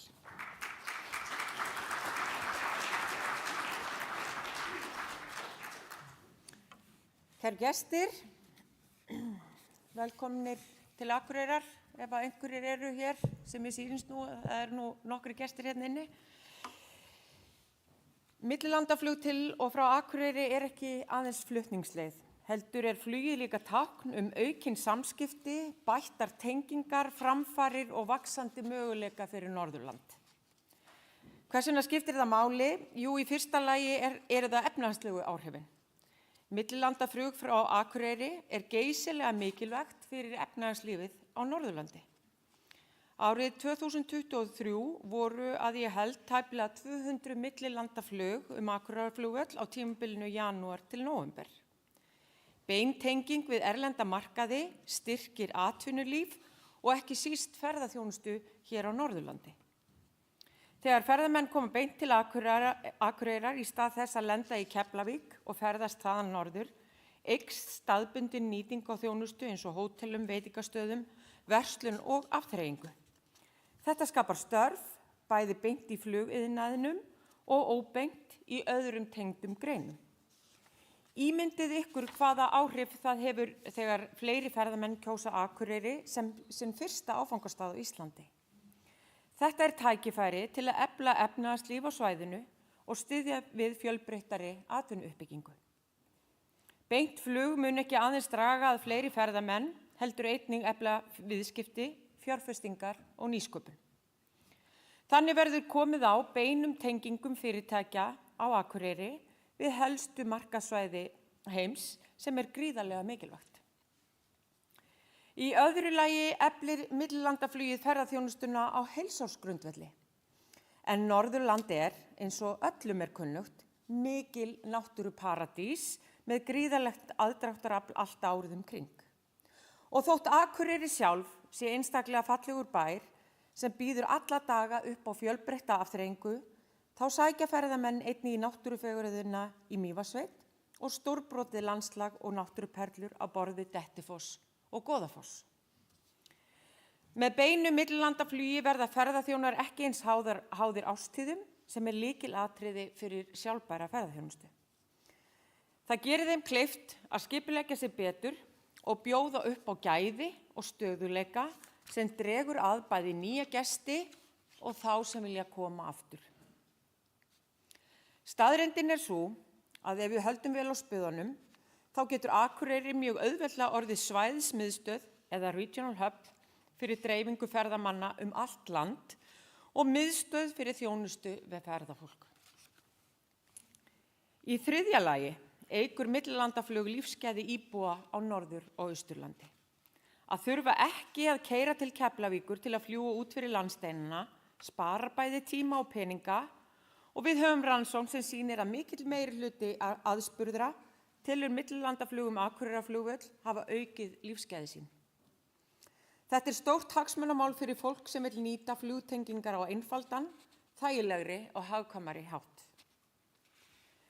En það sem meira er að millilandaflugið styður rækilega við þá sýn að Akureyri verði hinn kosturinn þegar kemur að borgarbúsetu á Íslandi. Akureyri býður nú þegar upp á góða grunngerð í sterku samfélagi, öfluga menningu, fjölbreytta þjónustu og einstaka nálægð við náttúru. Beint millilandaflug bætir enn frekar samkeppnisstöðu borgarinnar og gerir hana að raunhæfum kosti fyrir þá sem vilja njóta allra þeirra lífsgæða sem borgarlíf hefur upp á að bjóða. Án þess þó að fórna friðsælu og þægilegu umhverfi. Fyrir fjölskyldur, fyrirtæki og einstaklinga þýðir þetta betra jafnvægi milli vinnu, lífstíls og tenginga við heiminn. Og getur Akureyri orðið hinn borgin á Íslandi? Og ég velkist ekki nokkrum vafa að svarið er já. Síðustu misserin hefur farið fram mikil vinna við gerð borgarstefnu þar sem settir fram framtíðarsýn þróun tveggja borgarsvæða og skilgreind eru lykilviðfangsefni og áherslur til komandi ára.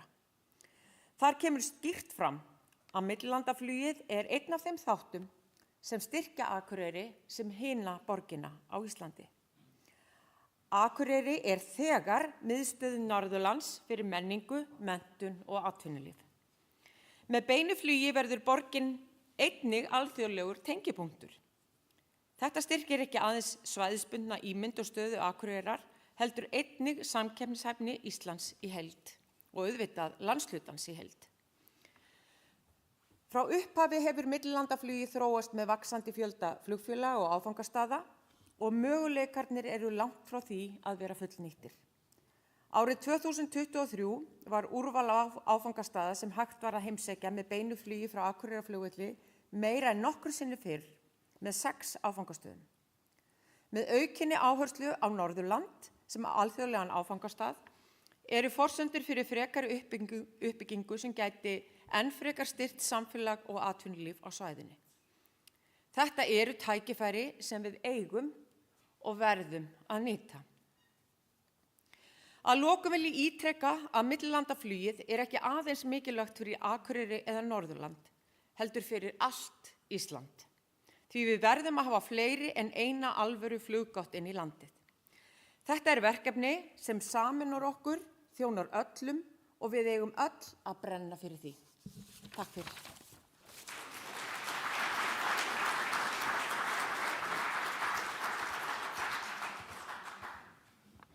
Takk fyrir góð orð Ástöldur og ég tek innilega undir þessi síðustu orð sérstaklega. Þetta skiptir máli fyrir allt Ísland, ekki bara Norðurland. Þá er það Sigrún Björk Jakobsdóttir, framkvæmdastjóri Isavia innanlandsflugvalla sem ætlar að tala stöðuna í fluginu og örugglega eitthvað nýju fínu flugstöðun okkar líka. Gjörðu svo vel.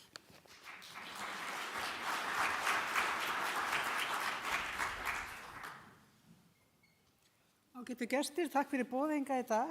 Ég held að þetta sé sennilega 50 flugfundurinn sem að ég fæði þess heiður að tala og það er mjög mikilvægt að koma saman til að ræða þessi flugmál. Og ég vil þakka fyrir hennar flugklassa því að hann er lykilatriði því að fólk standi saman, vinni saman og þétti ræðurnar. Og það er það sem að Akureyringar hafa gert mjög vel. Það datt mér í hug þegar ég hlusta á Chris Hagan hérna áðan að fyrsta skipti sem ég hitti hann þá var hann að selja með Superbreak og fyrsta flugi sem var uppselt frá Englandi þann tíma var frá Humberside-svæðinu, Hull og Grimsby til Akureyrar og hann sagði hingað er allir að koma til að sækja pappa sinn. Leitað honum, fullt af fullorðnu fólki. Þannig að það er ýmsir markhóparnir sem við eigum. En ég ætla að byrja því að fara aðeins yfir innlandskerfið og þetta er kerfið sem við erum að reka í dag. Þarna eru 3 stóri flugvellir, Akureyri, Egilsstaðir og Reykjavíkurflugvöllur og þar Akureyri verður vaxtarsprotin okkar, eða er vöxturinn okkar og Egilsstaðir eru svona litli sprotin. Ég held að Egilsstaðir verði komnir þar sem Akureyri er kannski eftir svona 5-8 ár.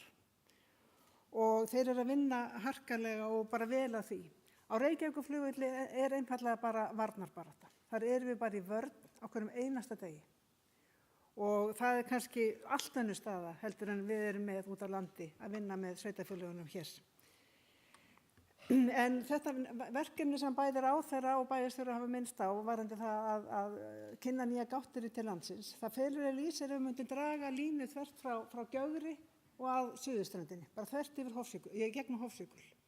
Og ég lít á það að það sé verkefni okkar. Við erum að búa til 2 nýjar gáttir, Akureyri og Egilsstaðir, með Akureyri í forgangi, með aðgengi að þessum hluta landsins.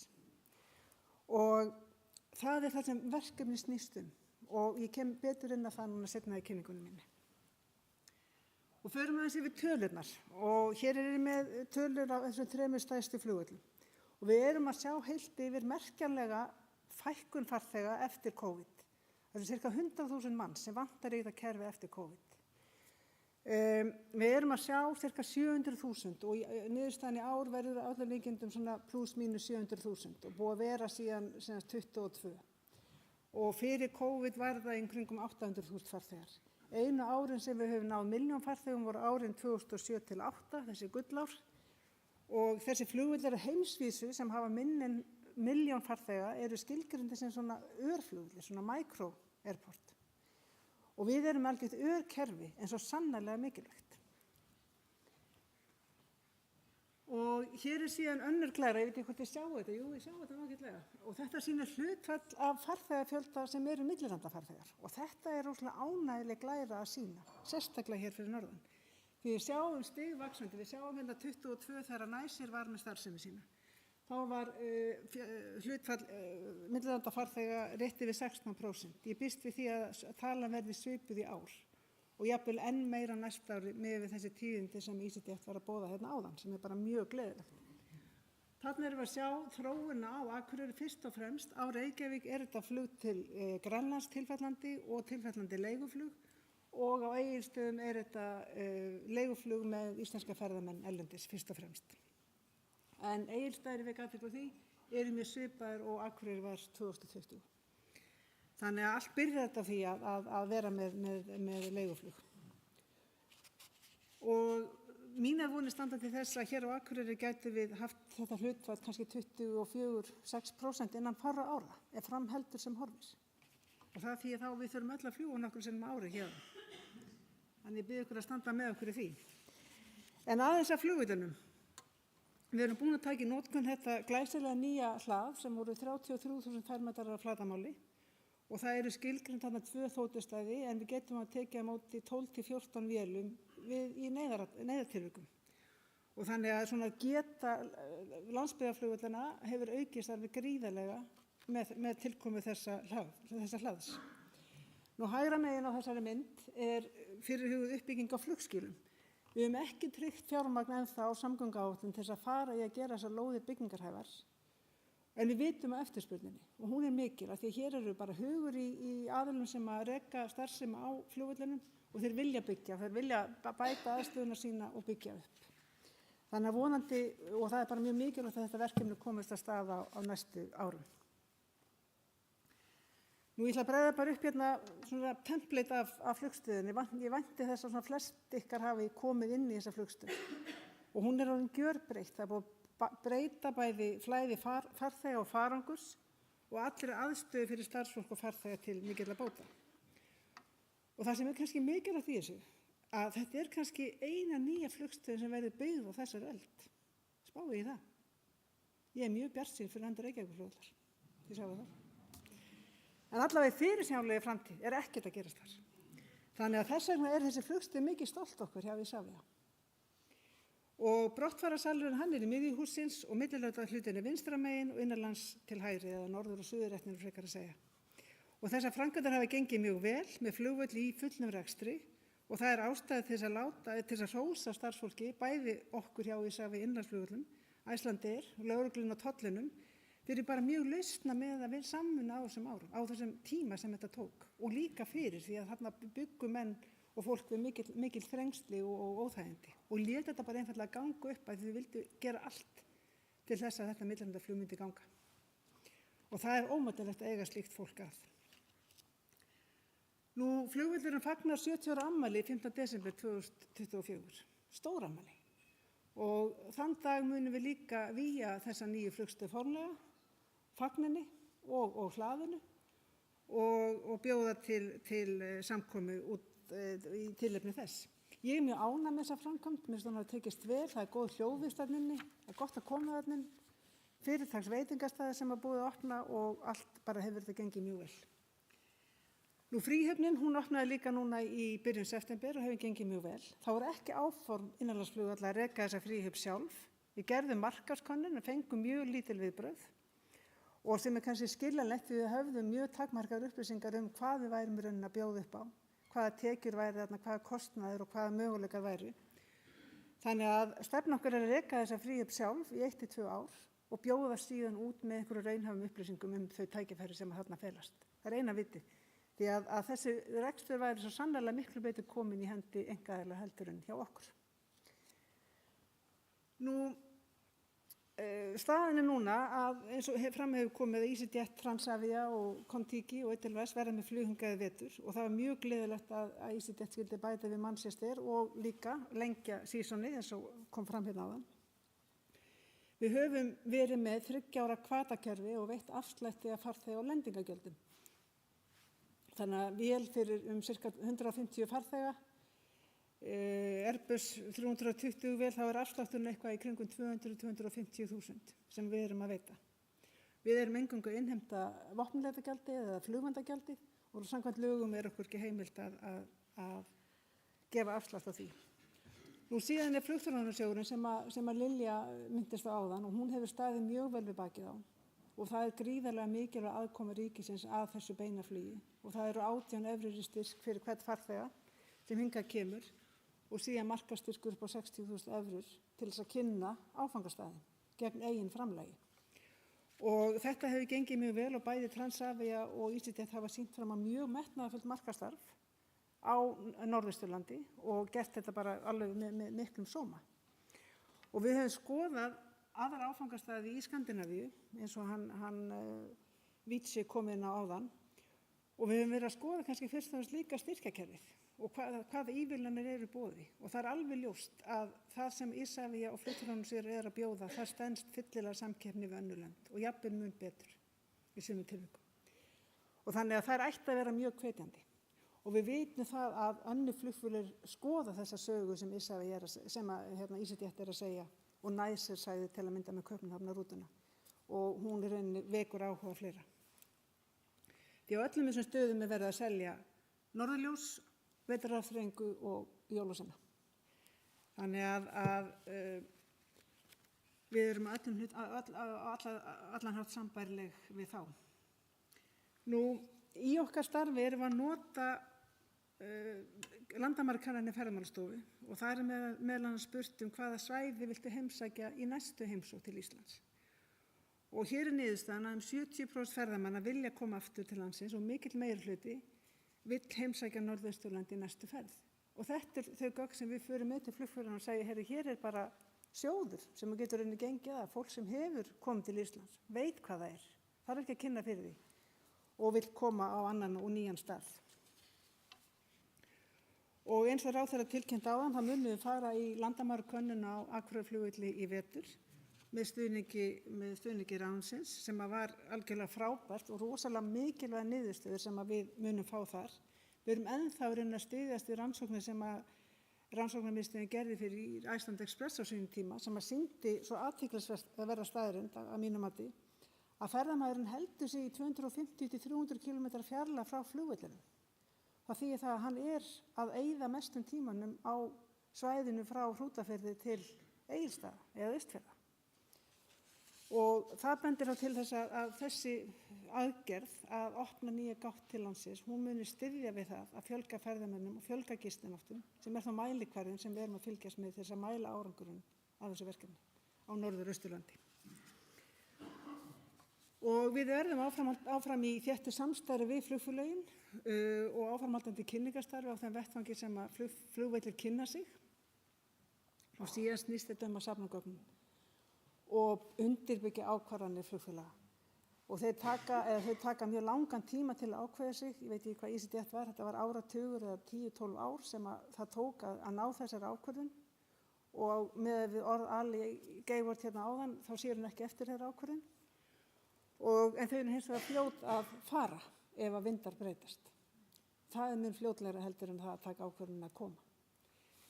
Síðan kannski rétt að lokum, við höfum fengið hér TSA sem er bandaríska landamæraeftirlitið. Það hefur komið tvígang til Akureyrar að skoða aðstæður fyrir þetta last point of exit. Bæði komum við í tengslum við eldgosin á Reykjanesi bara til þess að vita hvað Ísland gæti ef allt færi á versta veg þar. Þeir koma aftur daginn, bara til þess að doppeltjekka allt saman og gefa okkur alveg bara Icelandair og þessum flugvelli bara góða einkunn. Ég veit ekki alveg hvað það þýðir, hvort við ættum að horfa vestur haf. Við værum komin í allt aðra deild, varðandi landamæri, varðandi skrýningu farþega og allt þess áttar. Ég myndi vilja fókusera á Evrópu, gera okkur lífið aðeins auðveldara. Það verður nógu erfitt með þegar að Bretland þarf að fara gegnum sérstakka skrýningu og allt það og herða enn meira með þetta entry-exit dæmi sem er á leiðinni. En við vitum ekki hvað framtíðin byrja skauti sér og við erum allavega tilbúin fyrir það sem að koma skal og leggjum okkar mörkum til þess að kynna það aðstöðu sem er á flugvellinum og þá þjónustu og þann hvata sem er í boði. Takk fyrir.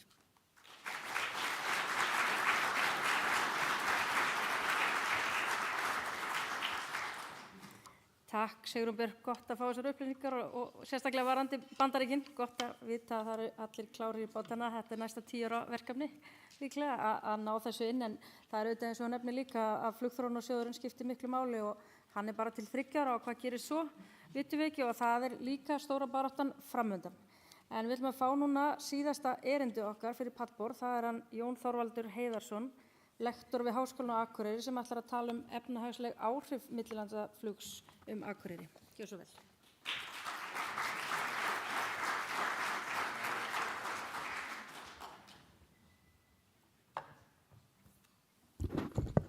Komið sæl og gaman að vera með ykkur hérna.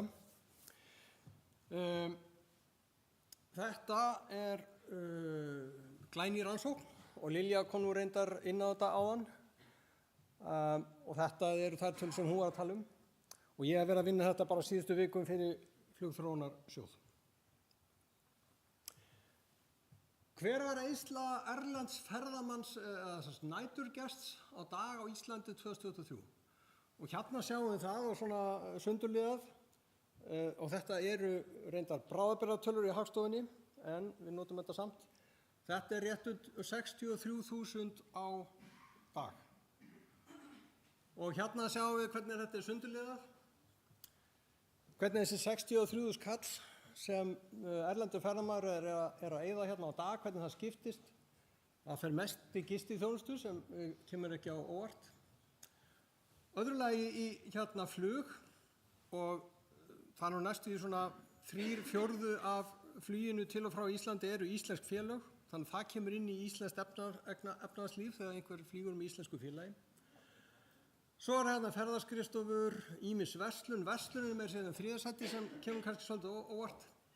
Svo ferðaskrifstofur og afþreying og tómstundastarfsemi, ég veit nú ekki alveg hvernig þetta skiptist. Ég myndi halda til dæmis að ef einhver ferðamaður fer upp í fjall þá myndi það vera flokkað sem afþreying, en ef hann keypti snjósleðaferð í Mývatnssveit þá er það ferðaskrifstofa, skógarböðin, ég veit ekki alveg hvorum megin það væri sett. Líklega eins og ferðaskrifstofa, finnst mér líklegt. Jæja, nokkrar tölulegar undirstöður. Þetta er heildareyðsla erlendra ferðamanna að næturgesta á Íslandi 2023. Þetta eru næstu því 500 milljarðar og þetta er semst ekki íslenskir ferðamenn á Íslandi og þetta eru ekki ferðamenn með skemmtiferðaskipum, þetta er hópurinn sem er að kaupa hérna gistingu. Og þetta er fjöldi gistinátta þessara erlendu ferðamanna. Næstu í 7,8 milljón gistinætur.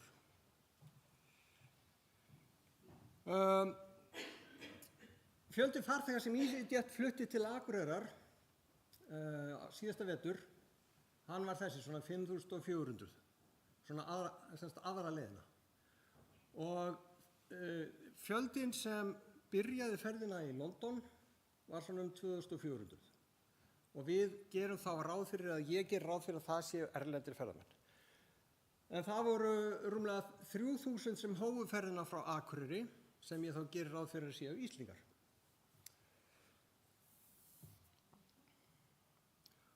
Og ég get mér þess til, ég eiginlega að giska á það, að meðal fjöldi gistinátta þessara erlendu ferðamanna sem komu hingað með EasyJet frá London síðasta vetur séu 4 nætur. Það voru 2 flug í viku, þannig að annarkvort voru 3 dagar á milli eða 4 dagar á milli flugana.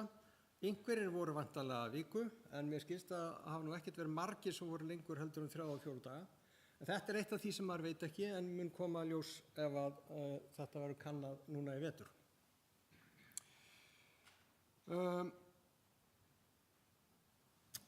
Efnahagsleg áhrif af erlendu ferðamönnum sem komu hingað. Eins og ráðherra Lilja minnst á, þá er matið þannig að miða við þennan meðal ferðamann sem kemur til Íslands, við gerum bara ráð fyrir þetta séu eins ferðamenn og meðal ferðamaðurinn, að þá hafi þeir verið að eyða 500 milljónum hérna inn í íslenska hagkerfinu. Og þetta er þá matið á því í hvað þessi peningar fóru. Og hérna er flugsúlan farin, því að EasyJet er ekki íslenskt félag, að þeir sem kaupa flug með EasyJet, þeir eru eiginlega ekki að setja peninga inn í íslenskt efnahagslíf. Eins og við erum að búast, þá var gistiþjónustan hæst, þá verða áætla hérna að þessi farþegar hafa eytt kannski 150 milljónum í gistingu og svo verslurinn hérna nr. 2 og þetta eru náttúrulega hlutfallslega sömu tölur eins og þið sáuð hérna áðan fyrir meðal ferðamannin.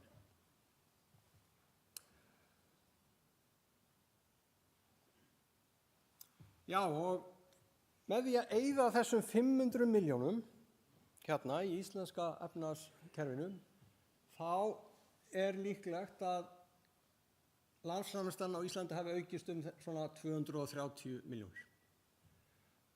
Og stundum er ekki hægt að gera ráð fyrir því að þegar einhver ný starfsemi kemur svona, hún komi með einhverja viðbót. En í þessu tilfelli er mjög líklegt að þetta sé hrein viðbót. Það er semst að ruðningsáhrifin á aðrar atvinnugreinar sé nánast engin. Því að það er verið að nota fjárfestingar og búnað sem er til staðar og þetta er veturinn og ég vil halda því fram að við viljum flest vera meira í frí á sumrin heldur en á veturna, þannig að mörg okkar held ég að væru til í það að vinna meira á veturna. Þannig að það er ekki ruðningsáhrif að þetta komi hérna inn. Það er nóg af hérna vinnuafli og fleiru sem er til í að starfa við þetta. Eins og Lilja kom inn á hérna áðan, þá er áætlað að þegar landsframleiðslan eykst þessa tölu, svona 230 milljónir, að þá komi 60 milljónir bara beint til ríkisins. Og þetta er bara hlutfall af því sem ríkið er að taka í efnahagskerfinu okkar, í hagkerfinu getur maður sagt. Og á sama hátt er líklegt að 22 milljónir hafi farið í auknar skatttekjur til sveitarfélaga. Og þá má spyrja hvar lentu þessar tekjur, hjá hvaða sveitarfélögum. Það er líklegt að hafa lent hjá sveitarfélögum hér, fyrst og fremst, á Akureyri og nágrenni, og svo hins vegar í Reykjavík.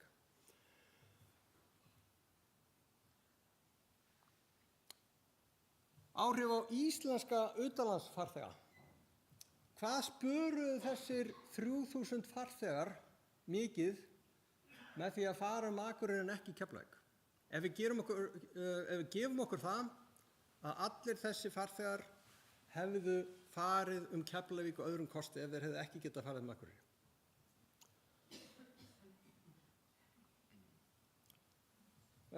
Það sparast svona 1500 bílferðir er ég að áætla. Ég er reyndar að gera ráð fyrir að það sé einhver samnýting á ferðum. Það sé ekki allt saman hrein aukning við það að fara til útlanda gegnum Keflavík. Það er einhver samnýting á ferðum. Fólk er að fara til Reykjavíkur og sinna einhverjum erindum. En samt 1500 bílferðir frá Akureyri til Keflavíkur.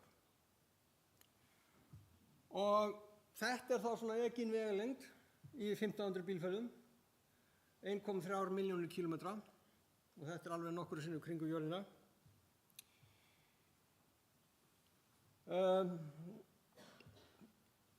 Í þessum akstri hafa verið eytt kannski svona 90.000 lítrum af eldsneyti. Það reyndar þannig að núna verður maður að gera ráð fyrir því að hluti af þessum akstri sé á rafmagnsbíl. Þannig að ég notaði 7 lítra á 100 kílómetra til að áætla þetta og ég hugsa þetta sé ekki fjarlægi þótt að einhver hluti fari keyrandi á rafbíl. Og kostnaður þetta eldsneyti eða þá rafmagn sem keypt á leiðinni til að keyra, það svona kannski tæpar 30 milljónir. Og miðað þetta eldsneytismagn þá hafa sparast svona 220 tonn af koltvísýringi við það að komast frá Akureyri í staðinn fyrir að þurfa að fara til Keflavíkur. Og það spurðust þetta margir dagar, þetta margir manndagar. Þetta eru nokkur ár, fara til Keflavíkur og tilbaka, það það bil 1 dagur og hérna ég að gera ráð fyrir því. Svo getum við náttúrulega velt fyrir okkur ef þetta fólk hefði nýtt þessa daga til að bara vera í vinnu, já hvað þá verið að spara mikið, en ég fór nú ekki alveg þangað. Önnur áhrif, svona heldur en þessi efnahagslegu áhrif. Sko, beint flug eykur lífsgæði. Það er búið að gera 2 rannsóknir á því og það kemur mjög sterkt fram. Samfélagið hér telur að það að komast til útlanda, jafnvel þótt að fólk sé ekki sjálft að fljúga, bara það að hafa möguleikann að geta flogið hérna, það eykur lífsgæði mjög mikið. Nú beint flug, það stuðlar efnahagslegri grósku, eins og Sigrún kom að hérna áðan, og það opnar á ýmiss konar tækifæri og það opnar á alls konar tækifæri sem við getum ekkert bent á núna, en þau munu koma fram. Hluti farþeganna í vinnutengdum ferðum, það mér svolítið komið ljós með Nice-Air-fluginu, ótrúlega stór hluti var í vinnutengdum ferðum og það þýðir það að beint flug, það hefur áhrif á atvinnulíf. Það engin spurning, eins og hér var bent á áðan. Nú á vetrarflugur það minnkar árstíðasveifluna, að vísu það hefur ekkert dramatísk áhrif á árstíðasveifluna þetta flug sem var síðasta vetur, en það bara svona fyrsta skref og vonandi verður þetta miklu meira í framtíðinni. Það verið að nýta vannýttar fjárfestingar og það býr til heilsástörf. Staðið fyrir að ferðaþjónustan hérna sé bara svona sumarstörf, það kemur eitthvað fólk og vinnur og svo fer það tilbaka aftur. Með meiri starfsemi að veturna þá frekar við getum búið til heilsástörf og fólki sem vinna í ferðaþjónustunum það hafi það búsetu hérna á svæðinu. Og ávinningur af svona flugi, hann kemur ekkert allur fram strax. Það sem ég að sýna ykkur hérna tölur eitthvað sem kemur fram strax, en svo eru hlutir sem koma ekki alveg strax fram.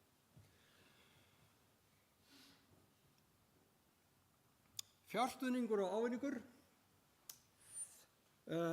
Ríkið var að styðja með framlagi til markaðssetningar og fyrir leiðaþróun síðasta vetur flugi sem EasyJet bauð hérna upp á svona 75 milljónir.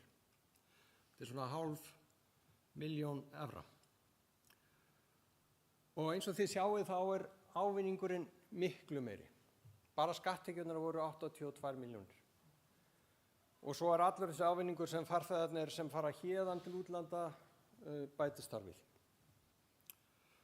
Og ef að farþegarnir hefðu ekki verið 2400, heldur aðeins fleiri, svona 3000, þá hefðu bara beinar tekjur ríkisins verið jafn miklar eins og ríkið setti í þetta. En markmiðið hlýtur náttúrulega að vera sjálfbært flug, að það sé að koma svona flugleið í gang með aðstoð og svo getur hún bara gengið á eðlilegan hátt eins og annars staðar í heiminum. Þannig að við verðum náttúrulega að nýta þetta flug. Við eigum að fara náttúrulega til Manchester á leik með Manchester United Það þarf ekki að fara til Liverpool.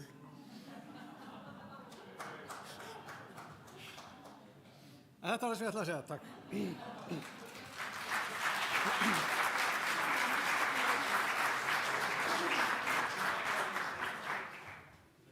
Já, þetta var góð tilraun til þess að kveikja í ráðstefnunni.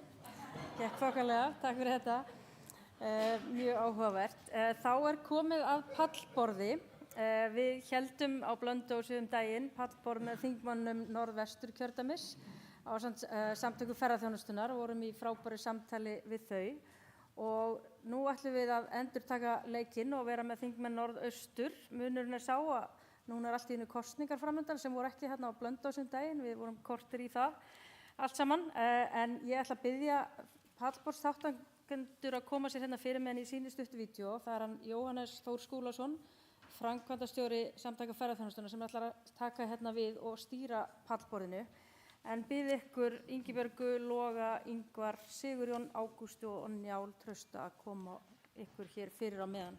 Og Jóhannes, gjöru svo vel.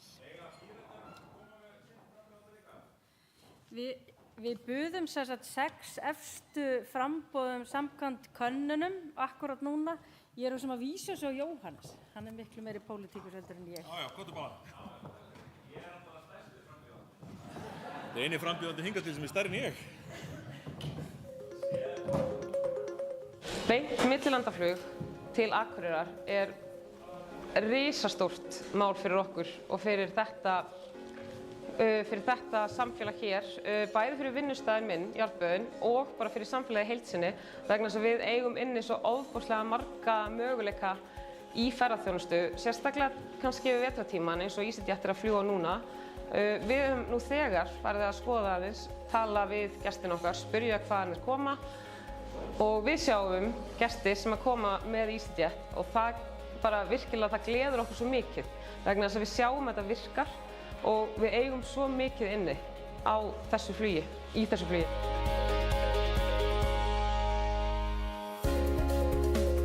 Við erum með allar þessar ferðir, snjósleða, gönguskíða, snjóþrúgu, hundasleða, bara Super Jeep og Jarðböðin. Þetta er frábær vetrarafþreying sem er vannýtt. Við getum boðið svo ofboðslega mikið fyrir ferðamenn sem ferðast hingað á veturna og við sjáum það bara. Þegar ferðamenn koma hingað, þeir eru alveg yfir sig ánægðir. Þeim finnst ekkert verra að koma hér í 15 stiga frosti og fara í lónið heldur en að koma hérna að sumri til í júlí. Þeim finnst það bara meira sérstakt að koma hérna á veturna og sjá norðurljósin.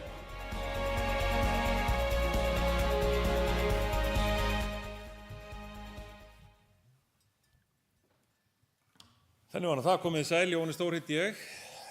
Takk fyrir frábæra ráðstefnu, þetta er búið að vera mjög áhugaverð erindi og ýmislegt sem að ég tek út úr þeim sem að það er áhugavert að ræða hérna aðeins. Já, ok. Verið þið velkomin og takk fyrir að taka þátt í þessu. Þetta er mál sem að er náttúrulega eins og við þekkjum öll sem erum hér mjög mikilvægt fyrir ekki bara ferðaþjónustu á Norðurlandi eða ferðaþjónustu á Íslandi, þetta er mjög mikilvægt fyrir samfélagið.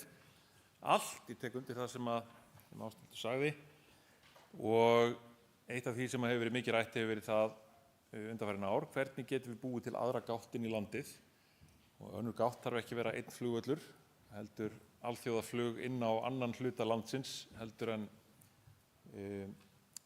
suðvesturhornið og eins og var komið hér inn á áðan þá er Akureyri þar heldur á undan og býður upp á aðra möguleika heldur en Egilsstaðir og við ætlum að ræða þetta aðeins hérna með þingmönnum Norðaustur. Við erum ansi mörg og tíminn er orðinn knappur. Við eigum svona 50 mínútur eða svo og kannski ágætt að minna málglaða þingmenn. Við erum velkomin á að þótt vika sé langur tími í pólitík þá eru 50 mínútur rosalega stuttur tími í pólitík. Þannig að vinsamlegast svona reynum að halda þessu nokkuð knöppu. Mér langar að byrja bara á að fara hérna aðeins á línuna og spyrja bara einfaldlega, er ykkar flokkur með mótaða stefnu ferðaþjónustu og hvernig á að þróa hana til framtíðar? Og ef sérstaklega er horft á landsbyggðinni í því samhengi að fá það bara svona í örfáum orðum til að byrja með. Njáll Trausti, vilt þú byrja? Já, það rítið hana. Virkar þetta núna? Núna 1, 2, 3, 3, 2, 1. Það ætti að vera... Þarna þetta komið. Já. Þetta bara frábært að vera komin loksins í kosningabaráttu. Ég hóf mína kosningabaráttu fyrir svona 3 klukkustundum þegar við klárum fjárlögu í þinginu, þannig að maður rétt að byrja. Og það er mjög ánægilegt að vera komin loksins í baráttuna. Við náttúrulega í Sjálfstæðisflokknum erum með og höfum talað mikið fyrir ferðaþjónustunni og ég get kannski bara talað líka bara mig sjálfan hér. Nú er að tala 70 ár flugvallarins eftir nokkra daga. Ég er búinn að starfa á þessum flugvelli nánast helminginn af þeim tíma. Þegar ég kom inn sem ungur maður fyrir 33 árum og byrjaði að starfa á Akureyrarflugvelli. Síðan þá er þetta búið að vera svolítið mikið áhugamál mitt. Það er að byggja bæðan flugvöll og byggja upp millilandaflug, hennar flugvöll og hér inni eru aðilar sem voru með mér í því fyrir rúmum 30 árum eins og Bergþór Ellingsson og fleiri. Þannig að þetta er löng saga og þetta núna með EasyJet er raunverulega lykil, þetta er risastórt mál, þetta er að stærsta sem hefur komið upp á þessum árum. Uppbygging flugvallar eins og innviðirnir, flughlaðið, flugstöðin, laga aðflugin, það hefur verið gjörbreyting, lenging flugbrautarinnar 2009. Þetta hefur skapað grundvallarmun. Það er þetta sem skapar alla forsendur fyrir því sem er hægt að gera núna, að það er þegar innviðirnir eru komnir í lag. Síðan hafa yfirvöld komið inn á flugþróunarsjóðurinn og gert okkur ýmislegt mögulegt, en það er gríðarlegur áhugi meðal íbúa á þessu svæði, bæði eins og komið fram hérna áðan, að geta nýtt sér flugið og svo náttúrulega út frá atvinnuhagsmunum og byggja upp ferðaþjónustuna. Ég veit ekki hvað ég er búinn að tala lengi, Jóhannes. Of lengi? Nei, en loka verkefni mitt í viðskiptafræðin líka, það var hagrænna þætti ferðaþjónustu fyrir 20 árum og hér inni er ferðamálastjóri sem var leiðbeinandi minn í því verkefni fyrir 20 árum, þannig að þetta kemur allt saman hér í dag. Svona fyrir áratugirnir. Svona fyrir allt í hring. Já. Samfylkingin. Já, takk fyrir. Ég heiti ekki Logi Einarsson, ég heiti Sæunn Gísladóttir og er hérna í hans stað í dag. Samfylkingin hefur sett fram þetta plagg sem er krafa árangur í atvinnu- og samgöngumálum og þar tölum við okkar sýn á ferðaþjónustuna. Ferðaþjónustan þarf sterkan ramma og stjórnfestu til að dafna áfram í sátt við þjóðina og við teljum rosalega mikilvægt í okkar stefnu líka að dreifa ferðamönnum betur. Við teljum mikil sóknarfæri hérna á Norðurlandi eystra, bæði á Akureyrarflugvelli og Egilsstaðaflugvelli varðandi áframhaldandi millilandaflug og það var rosalega góð kynning, bara takk hérlega fyrir Jón Þorvaldur, kollegi úr háskólanum, fyrir frábæra kynningu því að þetta er svo mikilvægt fyrir okkur að vita og við erum að berjast fyrir auknu búsetufrelsi allt land að styrkja innviði og stoðir en það skiptir líka bara máli fyrir íbúa að hafa greiðan aðgang og bara fólk er að gera þá kröfu í dag að geta komist erlendis, margir hafa menntast erlendis eða búið erlendis, eru með tengsl eða vilja fá gesti í heimsókn og þá bara ýtir þetta undir að það sé gott að búa á svæðinu. Og ég bara hlakka til að sjá Egilsstaðaflugvöll halda áfram að vaxa og dafna en jafnvel fyrir fólki sem býr fyrir austan þá er styttra og auðveldara að koma á Akureyrarflugvöll þannig að við fögnum því að það hefur verið styrt við og ýtt undir að auka þetta millilandaflug sem er reglulegt og sem er þá líka hægt að skipuleggja í kringum eins og kom fram í kynningunni hans Clive, þeir eru að bóka skólaheimsóknir alltaf 1 ár fram í tíman þá skiptir máli að hafa einhverja festu í þessu. Takk. Ingibjörg. Þeir eru í gangi, það getur að færa á nær kannski því að Já, bara takk hérlega fyrir og takk fyrir frábæra ráðstefnu og þennan vettvang hérna. Mikilvægt fyrir okkur líka bara kannski að fá að heyra meira frá sérfræðingunum hérna hvernig gengur með að markaðssetja Akureyri og Norðurland og Norðausturland. Vegna þess að við erum með stefnu og spurði stefnuflokkana. Það var nú lögð fram ferðamálastefna til ársins 2030 núna á þessu þingi og samþykkt núna í sumar. Ferðamálaráðherra Lilja Dögg Alfreðsdóttir lagði þá stefnu fram og aðgerðaáætlun sem að tengist í það sem er verið að hugsa efnahagslegu áhrif ferðaþjónustunnar fyrir landið, samfélagið líka, eins líka varðandi umhverfið og svo gestina. Ég hef svolítið verið að horfa líka á þetta kjördæmi hér og við finnum fyrir því að það skiptir máli að byggja upp flugvellina á Akureyri og Egilsstöðum og með tilkomi varaflugvallagjaldsins að þá gat Sigurður Ingi, innviðaráðherra, tekið skóflustungu að nýju flughlaði og nýrri flugstöð sem við erum afar stolt af og skiptir miklu máli. En einn þáttur í því sem þarf líka að vinna að, það að jafna kostnað vegna flugvélaeldsneytis á flugvöllum á landsbyggðinni. Og við finnum það að þetta skapar svolítið misræmi á milli þess þegar að vera að markaðssetja svæði eins og Akureyri og Egilsstaði, að þetta setur alveg strik í reikningin hjá flugfélögum þegar við erum að reyna að selja þetta. Þannig að við þurfum að koma því að. Þetta tengist líka samstarf á milli Egilsstaða og Akureyrar. Það er ekki langt á milli. Og ég er alveg viss það og ég veit að það eru aðilar í samstarfi þarna á milli og samtali og byrja hér á Akureyri og færa okkur svo til Egilsstaða. En það sem að tengist líka þessu öllu saman er vetrarþjónusta á svæðinu. Það er verið að byggja hérna upp ferðaþjónustu, það er verið að skipuleggja ferðir, bara nefnum Dettifoss og það er ekki opið allt árið, erfitt að stóla á snjómoksturinn, vegurinn hefur stundum verið lokaði bara án fyrirvara.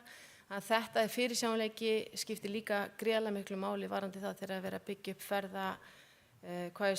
ferðir og skipuleggja alls konar segla hér á landinu. Þannig að þetta er eitt af því sem við höfum líka beitt okkur fyrir og munum ekki í framhaldinu. En eflaust förum við eitthvað betur í þetta á eftir, ímyndaði mér. Takk Ingibjörg. Ingvar? Já.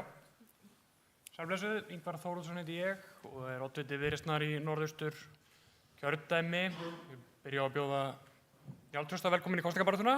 Þú til ykkur með að klára seinasta þingfundinn. Mér þykir mjög vænt ferðaþjónustuna. Hún gerir samfélaginu okkar svo miklu skemmtilegri að því að með tilkomu fleira fólks að þá verður bara meiri gróska í hinu ýmsu, afþreying, veitingastaðir, kaffihús, allt þetta.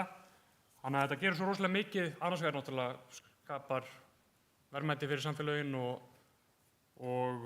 tekið mögulega frekari gerir atvinnulífið fjölbreyttara en líka bara gerir lífið skemmtilegra í okkar stöðum og þess vegna finnst mér að við þurfum að standa mjög mikið vörð ferðaþjónustuna og efla einmitt Akureyrarflugvöll sem nýja leiðin í landið og eins og Andrea kom inn á áðan frá Regent að þá erum við í mjög harðri alþjóðlegri samkeppni við ýmsa aðra áfangastaði eins og til dæmis sem vetraráfangastaður og þess vegna finnst mér mjög mikilvægt að við séum ekki að leggja meiri álögur á ferðaþjónustuna en eru nú þegar. Við erum í það er búið að vera erfitt efnahagsástand, erfitt að fá lánsfjármagn, vextir eru háir og verðbólga og það náttúrulega kemur niður á þessari grein sem er með einhvern veginn allan heiminn sem sinn markað og keppi við ýmsa aðra, er bara að keppa við ferðaþjónustu aðila sem eru kannski með stöðugri skilyrði á til dæmis þegar kemur að vöxtum og við erum náttúrulega að tala mikið vexti og verðbólgu í þessum kosningum og það náttúrulega snertir þessa grein eins og aðrar. Svo þurfum við að halda áfram þurfum að klára að fá hérna aðflugurbúnaðinn fyrir hérna, hvað er áttur? RNP eða ekki? RNPER og bæta samskipti milli ríkis og sveitarfélags, það á ekki að þurfa bæjarráð ekki að þurfa leggja fram ályktanir að koma sér laga því að þetta er ekki miklu peningar sem þetta kostar og þetta er bara eitthvað sem við þurfum að gera sem allra fyrst til þess að fleiri flugfélög sjáu þetta sem æskilegan kost. Mjög gott. Við skulum taka einstök mál aðeins seinna. Já, ok, ég er áður langorður en þakka til að halda samtalið áfram. Takk fyrir þetta. Sigurjón? Takk. Svo að ég snúi mér að spurningunni, þá höfum við nú kannski ekki alveg fullmótaða stefnu í þessu málaflokki, ekki eins og við höfum í velferðarmálunum og lagfæra kjörin hjá þeir sem að verst hafa og reisa við heilbrigðiskerfið og innviðina. En við gerum okkur alveg ljóst að við gerum það ekki nema að skapa verðmæti og þessi grein er náttúrulega útflutningsgrein og skapar gríðarlegan auð eins og hefur komið fram og í samkeppni og meiri samkeppni en ég átti hérna vona á og þess vegna var þessi fyrirlestrar bara mjög upplýsandi hérna fyrir mig og hvernig breytum við hlutunum. Ég tel að það sé til dæmis rétt að gera svolítið skýrari eigendastefnu fyrir Isavia þannig að þessi verkefni sem eru hér á Egilsstöðum og svo innanlandsfluginu að það sé ekki sér opinberu hlutafélagi heldur bara sé hluti af verkefni Isavia í heild sinni. Þannig að þetta sé ekki eitthvað einangrað verkefni hér að byggja upp þessa varaflugvelli og minni velli um landið. Hvað varðar annað, þá teljum við líka að innviðauppbyggingin í sjálfu sér og það sé verkefni stjórnvalda, tryggja samkeppnisstöðuna í útlönd og að byggja upp innviðin í landinu. Takk. Ágústa? Já, komið sæl. Það mjög skýrt hjá okkur og kemur fram að það þarf að víkka verulega þennan flöskuháls fyrir sunnan og bara á okkar mati hafa stjórnvöld ekki staðið sig nógu vel þar að bregðast nógu fljótt við þó að það starf sem að nú sé komið af stað og hér sé mikið gleðiefni og bara ástæða til að óska Eyjafjarðarsvæðinu hér öllu og nærumhverfi til hamingju. En þó að ferðaþjónustan sé ung þá hún samt það gömul að það komin góð reynsla og þess vegna ekki nógu gott að aðeins 6% af atvinnutekjum ferðaþjónustunnar á landsvísu sé hér, sem þýðir að hún að mestu leyti öll fyrir sunnan. Þess vegna gríðarlega mikilvægt að styrkja flugvellina hér og með tilliti til vetrarþjónustu, hér kom fram meðal annars í orðum eins fyrirlesarans áðans frá Bretlandi að helmingur ferðamanna talar að hann vilji fara út fyrir þennan hefðbundna veg. Ég á sjálf og rek lítið ferðaþjónustufyrirtæki við Ásbyrgi og þar erum við með veg sem heitir Dettifoss og þetta svæði skiptir gríðarlegu máli af því hér líka verið að tala að hér sé dýrt að vera. Það dýrt að halda út í ferðaþjónustu og ef að samgöngurnar verða betri, við erum með Dettifoss sem tengist líka inn á Norðurstrandarleið og það voðalega erfitt að vera að auglýsa upp Demantshring sem glæsilega leið þegar að maður getur ekki svarað ferðamönnunum sem spyrja hvort það verði opið í október með því einfaldlega yfta öxlum og segja já, ég hef bara ekki hugmynd, það verður bara komið ljós. Þetta bara gengur ekki og það segir okkur líka bara sjálft að ef að hér eflist millilandaflug og beint flug frá öðrum löndum þar að leiðandi verður auðveldara fyrir þá aðila, ég tala ekki þá aðila sem búa á jaðrinum, að halda úti heilsárs ferðaþjónustu sem veldur því að þá komnir meiri möguleikar á því að jafna verðið betur yfir árið. Það dýrt vegna þess að við getum ekki fengið ferðamennun oft til okkar á veturnar. En þetta svona það helsta, bara takk fyrir. Takk fyrir. Njáll Trausti var ekki flúinn á vettvangi, hann þurfti að sinna fjölmiðlaviðtali. Kemur hérna eftir örskamma stund, Theodór. Já, takk fyrir að leyfa mér að koma hérna upp. Sko, ég ætla að byrja að vera dálítið sammála inn Ágústínu. Það ekki oft sem við sjáum Pírata og Miðflokkinn vera sammála. En hérna, sko, nú vann ég einu sinni sem rútubílstjóri og var að skröltast frá Akureyri og upp á Dettifoss í gegnum Ásbyrgi á einhverjum bara troðningum. Þannig að af hverju verið að byggja upp hann rosa fína veg ef ásá ekki að halda honum opnum allan veturinn. Það finnst mér mjög skrítið. En sko, spurningin þín Jóhannes, það var hérna, sko, við hjá Pírötum kannski ekki með fastmótaða ferðaþjónustustefnu en við náttúrulega viljum bara leggja áherslu á sjálfbæra ferðaþjónustu sem til bóta fyrir allt samfélagið. Við viljum styðja nýsköpun í greininu og bæta innviðina líka. Og við viljum náttúrulega svona umhverfisvænni ferðaþjónustu sem í sátt við bæði náttúru og samfélag. Svo ætlum við kannski að nefna samflokkskona mín nefndi það kannski svo óheppilega að túristar væri vandamál. Ég held að það eigi þá freka við suðvesturhornið minna, og lausnin við þessum vandamáli, ef vandamál skal kalla, þá bara að dreifa þessum túristum betur. Ég held að lausnin sé hér á þessu horni.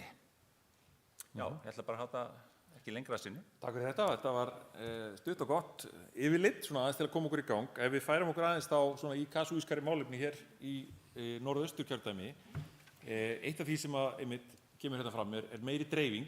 Við tölum stundum að dreifa ferðamönnum, Lilja talaði að það væri óheppilegt orðalag. Þannig að við skulum bara tala að dreifa verðmætasköpuninni, dreifa atvinnutækifærunum og uppbyggingunni, dreifa innviðauppbyggingunni.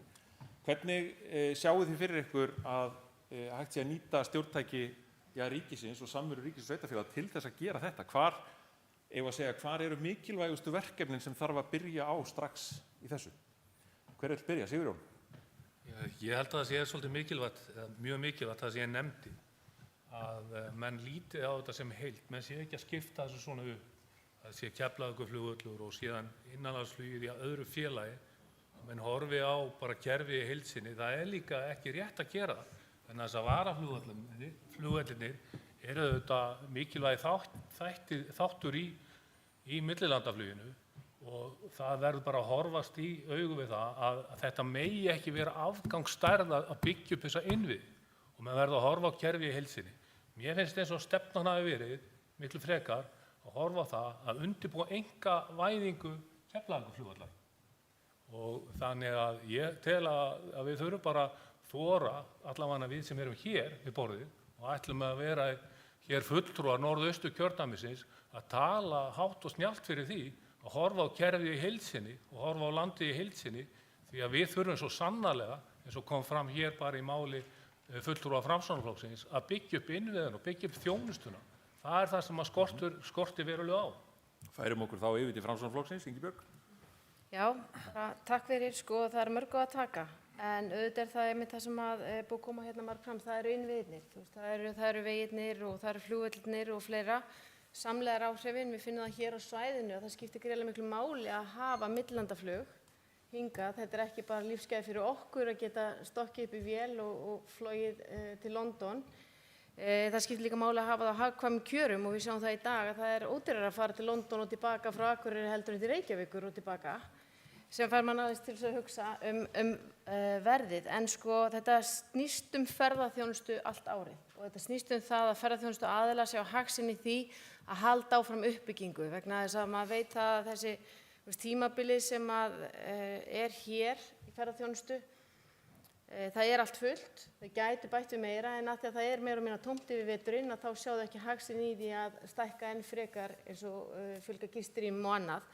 Og þegar ég var hér í bæjarstjórninni á Akureyri þá vorum við einmitt að tala þessa markaðssetningu fyrir því að fá flugið hingað inn því við trúðum á svæðið, við trúðum á það að hingað vildi fólk koma til þess að bæði njóta þess að sjá þessa náttúruperlu sem hér er í kring en líka þjónustuna.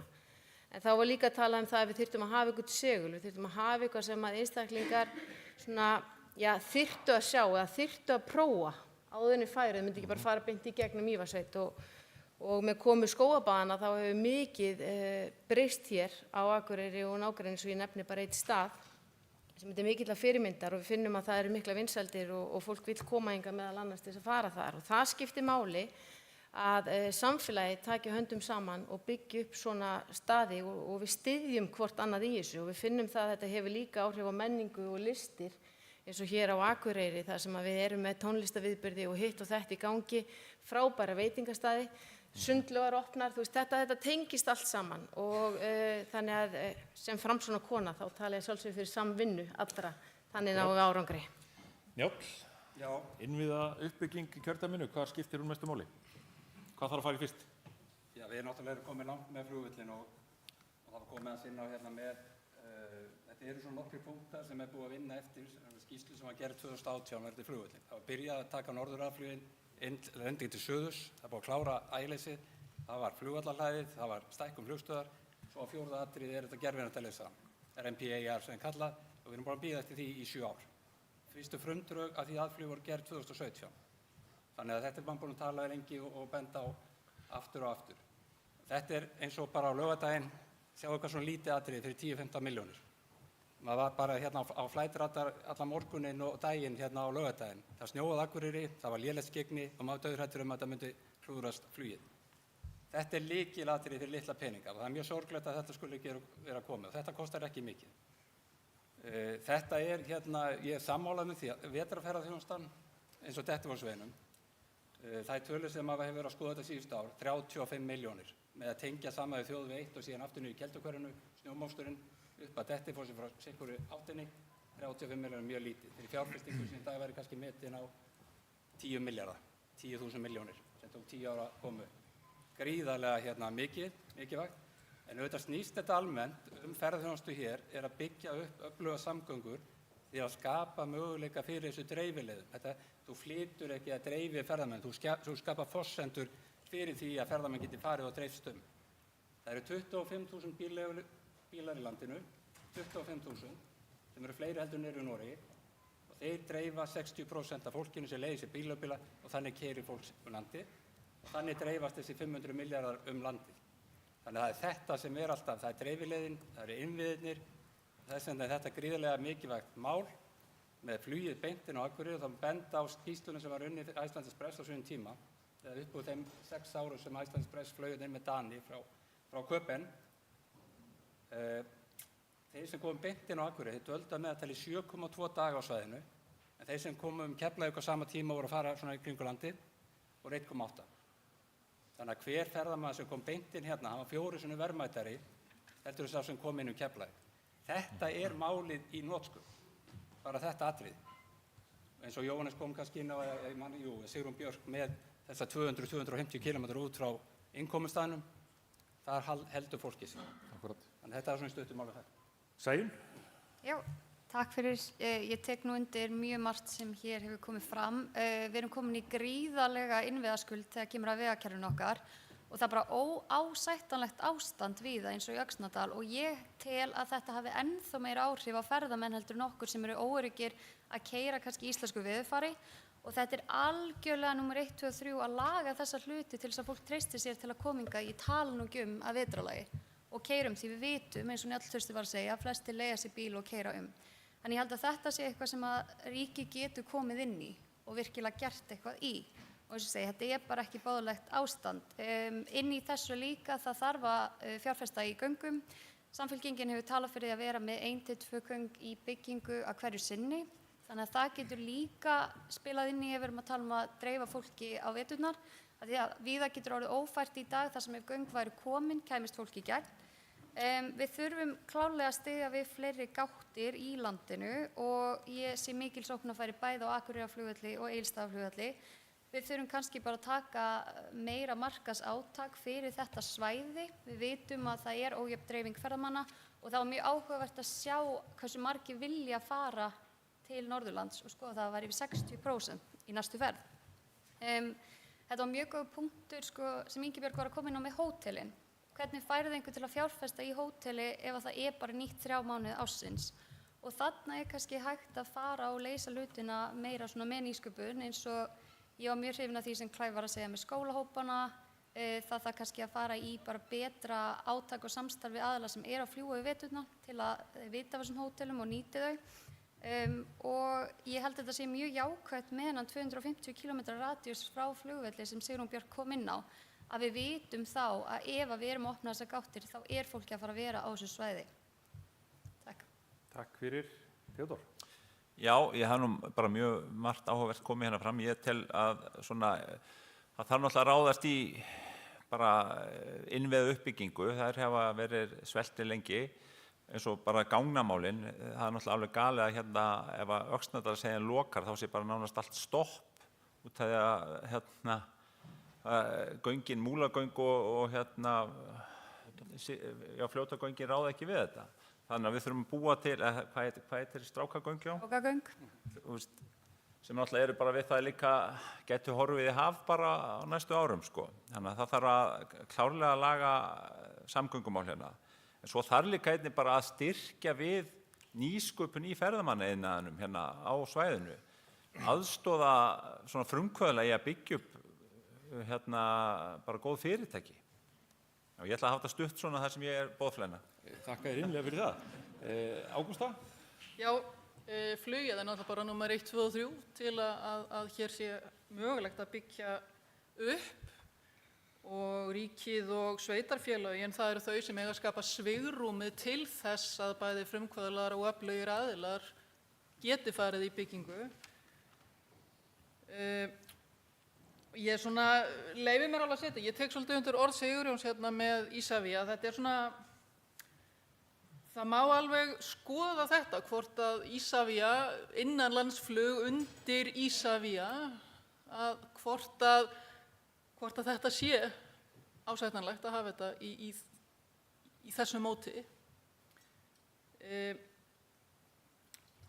Og það, já, Njáll Trausti talar að 35 milljónir séu ekki miklir peningar til að halda Dettifossvegi opnum, en þá spyr maður sig hvers vegna ekki búið að gera það þá fyrir löngu. Þetta sagt á hverju einasta ári og það búið að vera kvart yfir þessu hverju einasta ári. Þannig að ég býst það bara við að þessu verði reddað ef þetta eru svona litlir peningar, þá getur þetta allavega verið stór mál. Meira svo sem ekkert það að segja, þetta forsenda þess að hér geti byggst upp og það einmitt við sjáum þessa fækkun gistinátta. Þannig að í rauninni suðvest, vegna þess að flöskuhálsinn á suðvesturhorninu, að þá fáum við minnst af ferðamönnunum út á land. Við fáum það ekki til þess vegna þess að hér orðið dýrt.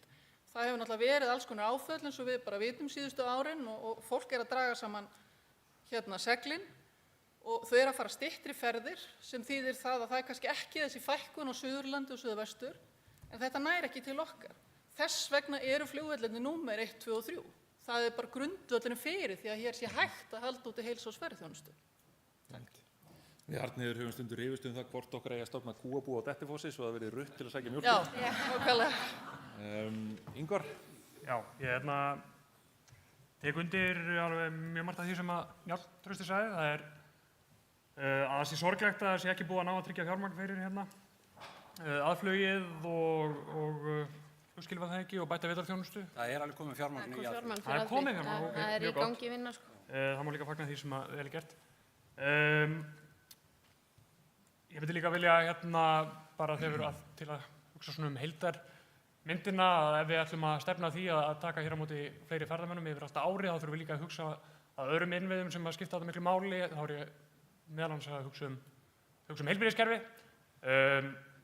Það getur ágætlega til þess hvernig staðan til dæmis á sjúkrahúsinu á Akureyri og við erum að hugsa að markaðssetja svæðið sem áfangastað og að fólk fari síðan heim aftur og svona það vindi upp á sig að fleiri vilja koma og þá náttúrulega mjög slæmt ef eitthvað slys og síðan mikið álag á bráðamóttökunni og jafnvel ferðalag suður ef það gerir að verkum að ferðin sé innan gæsalappa eyðilögð að þá náttúrulega það ekki gott fyrir geirann í heild sinni. Svo þurfum við líka að það heyrir talað um kílómetragjaldið, það þarf að passa að þegar það íleitt að þá sé tekið til bílaleiga þannig að það gerir ekki verkum að bílaleigurnar okkar verði minni samkeppnishæfar og þar leiðandi ferðalagið sem heild hérna. Gott. Við langar að bæta einu við sem ég glemdi náttúrulega. Við þurfum líka að styrkja almenningssamgöngur bara á landinu öllu. Þannig að allir sé ekki svona rosalega háðir bílaleigubílum til dæmis. Ég veit hinn og þessa sem ekki sammála því. En... Já. Njáll. Já, ég held að það sé nú svolítið reynslan okkar. Það að nýta peningan ýmist betur heldur almenningssamgöngur eins og það verið. Þegar við byrjuðum með þetta á svæðinu fyrir einhverjum árum, þá fannst mér nú mikilvægt að við fengjum miklar upplýsingar hverju væri að ferðast með þeim og allt það erlendi ferðamenn og hvernig væri farið með þessa hluti. En þannig að það minnst mér að rannsaka það vel. Ég ætla, svo það sé alveg kristaltært. Ég var að segja áðurandi Dettifossveg, 35 milljónir í vetrarþjónustu, ég var að benda á hvað þetta fáránlegt að þetta sé ekki gert. Þó að við séum á þingi sem þingmenn, þá tala maður fyrir sínum baráttumál. Það þýðir ekki það sé bara sagður hlutur og hann sé bara gerður. Svo það sé alveg ljóst. Og það ég nú, kannski, ef mér finnst hvað maður búin að vera að berjast í og vinna með, þá það bara þannig. Ég vil síðan aðeins bregðast við, varðandi sjúkrahús Akureyri og mikilvægi þess að upplifa heilbrigðisþjónustu tengt ferðaþjónustunni. Bara bendi ykkur á það. Þegar við æfa flugslysaæfingar í Isavia, það raunverulega að æfa rútuslysið. Það raunverulega að æfa 30-50 manna rútuslys, hópslysið. Ég að segja bara þetta viðbragð sem alls staðar. Þetta gríðarlega mikilvægar æfingar hjá Isavia, flugvallar, vegna þess að þarna verið að æfa hópslysið sem getur verið 30-50 manns eða meira. Sjúkrahúsið með 5 gjörgæslurými rúm. Það eru 30 á Landspítalanum, það eru ca. 35 í landinu öllu. Þannig bara svo áttið ykkur á viðbragðina.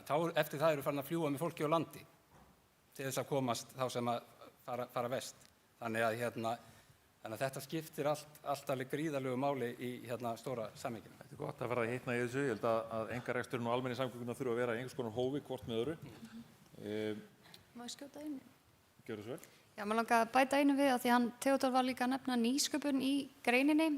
Við höfum verið að sjá það að það verið að leggja meira í að auka nýsköpun allt land vegna þess að bara eiginlega allir hraðlar og allir stuðningur hefur verið rosa mikið á suðvesturhorninu. En til dæmis hefur SSN verið með viðskiptahraðal og norðanátt og það rosa mikið af ferðaþjónustufyrirtækjum sem að taka þátt í þessum hröðlum sem við viljum styðja undir að vaxi betur. En við þurfum bara að passa að þessi fyrirtæki sem eru með einhvers konar nýsköpun í ferðaþjónustugreininni á þessu svæði fái líka greiðan aðgang að fjármagni og tækifærum til að vaxa. Og það bara mjög margt spennandi sem var komið inn á bara hér með þessum klippum eins og þið sjáðu. Og eins og ég get ekki mælt meira með hann að fara í snjósleðaferð þarna við Mývatn. Það eiginlega bara ótrúlegt og eitthvað sem bara ferðamanninni gera. Og það ekki hægt á Suðurlandi en hér það hægt marga daga á ári. Akkurat. Við langar að vinda okkur aðeins yfir í það sem við fylgdust með hérna áðan í fyrirlestrunum. Það var einn þráður sem mér fannst koma fram mjög sterkt í gegn og það samkeppnishæfni og markaðssetningar. Og þá annars vegar markaðssetningar á landinu í heild og hins vegar þá markaðssetningar á þessu svæði. Eins og við komum hérna fram þá ýmislegt sem þarf að haldast í hendur við markaðssetningu ef það þýðir að fjöldin aukist en það getur líka þýtt bara að verðmætin aukist. Varðandi innviða uppbyggingu og annað. En við erum að horfa á það til dæmis dæmi hér sem að sagt var áðan sem Chris sagði að Norðmenn væri að eyða 100.000 punda í að markaðssetja Tromsø bara í Bretlandi. 100.000 punda, hvað þýðir það? Jú, 600.000 pund eru cirka 100 milljónir íslenskar. Samningurinn við Íslandsstofu í heild sinni fyrir B2B og PR upp á 300 milljónir. Þannig að upphæðina sem verið að horfa á í neytendamarkaðssetningu eru kannski í kringum 900 milljónir milljarð sem við þyrftum á ári til að halda í við okkar samkeppnisaðila erlendis.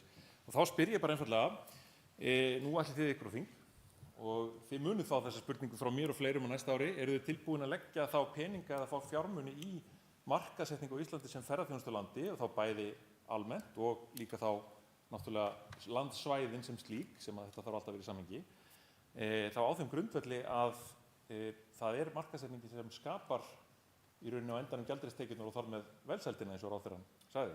Hver til?